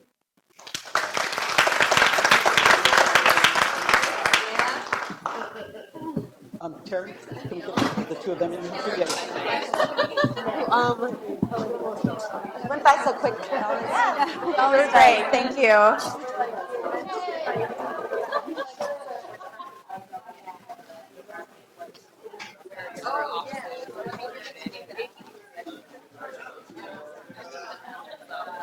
Thank you so much. Thank you so much. Of course, yeah. Thanks so much again. Now you know why I said I really appreciated your book. Yeah, well, like I mentioned on the phone call, I was in Spring, Oklahoma, and trying to work on the book now. So much editor and reporter. All right. It does, yeah. I wish I had more opportunities to write, but I Yes, thank you. childhood ed care.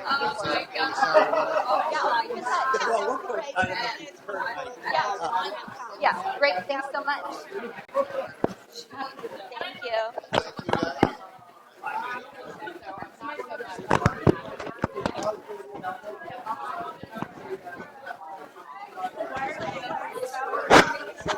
Lab collection. Dude.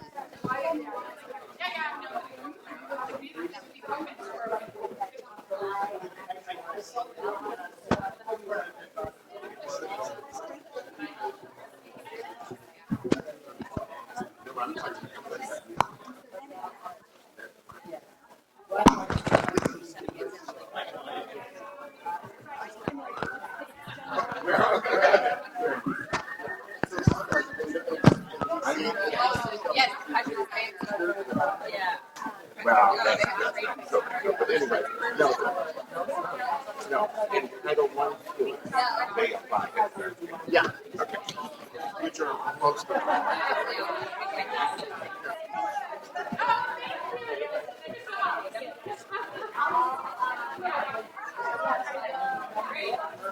Yeah, well,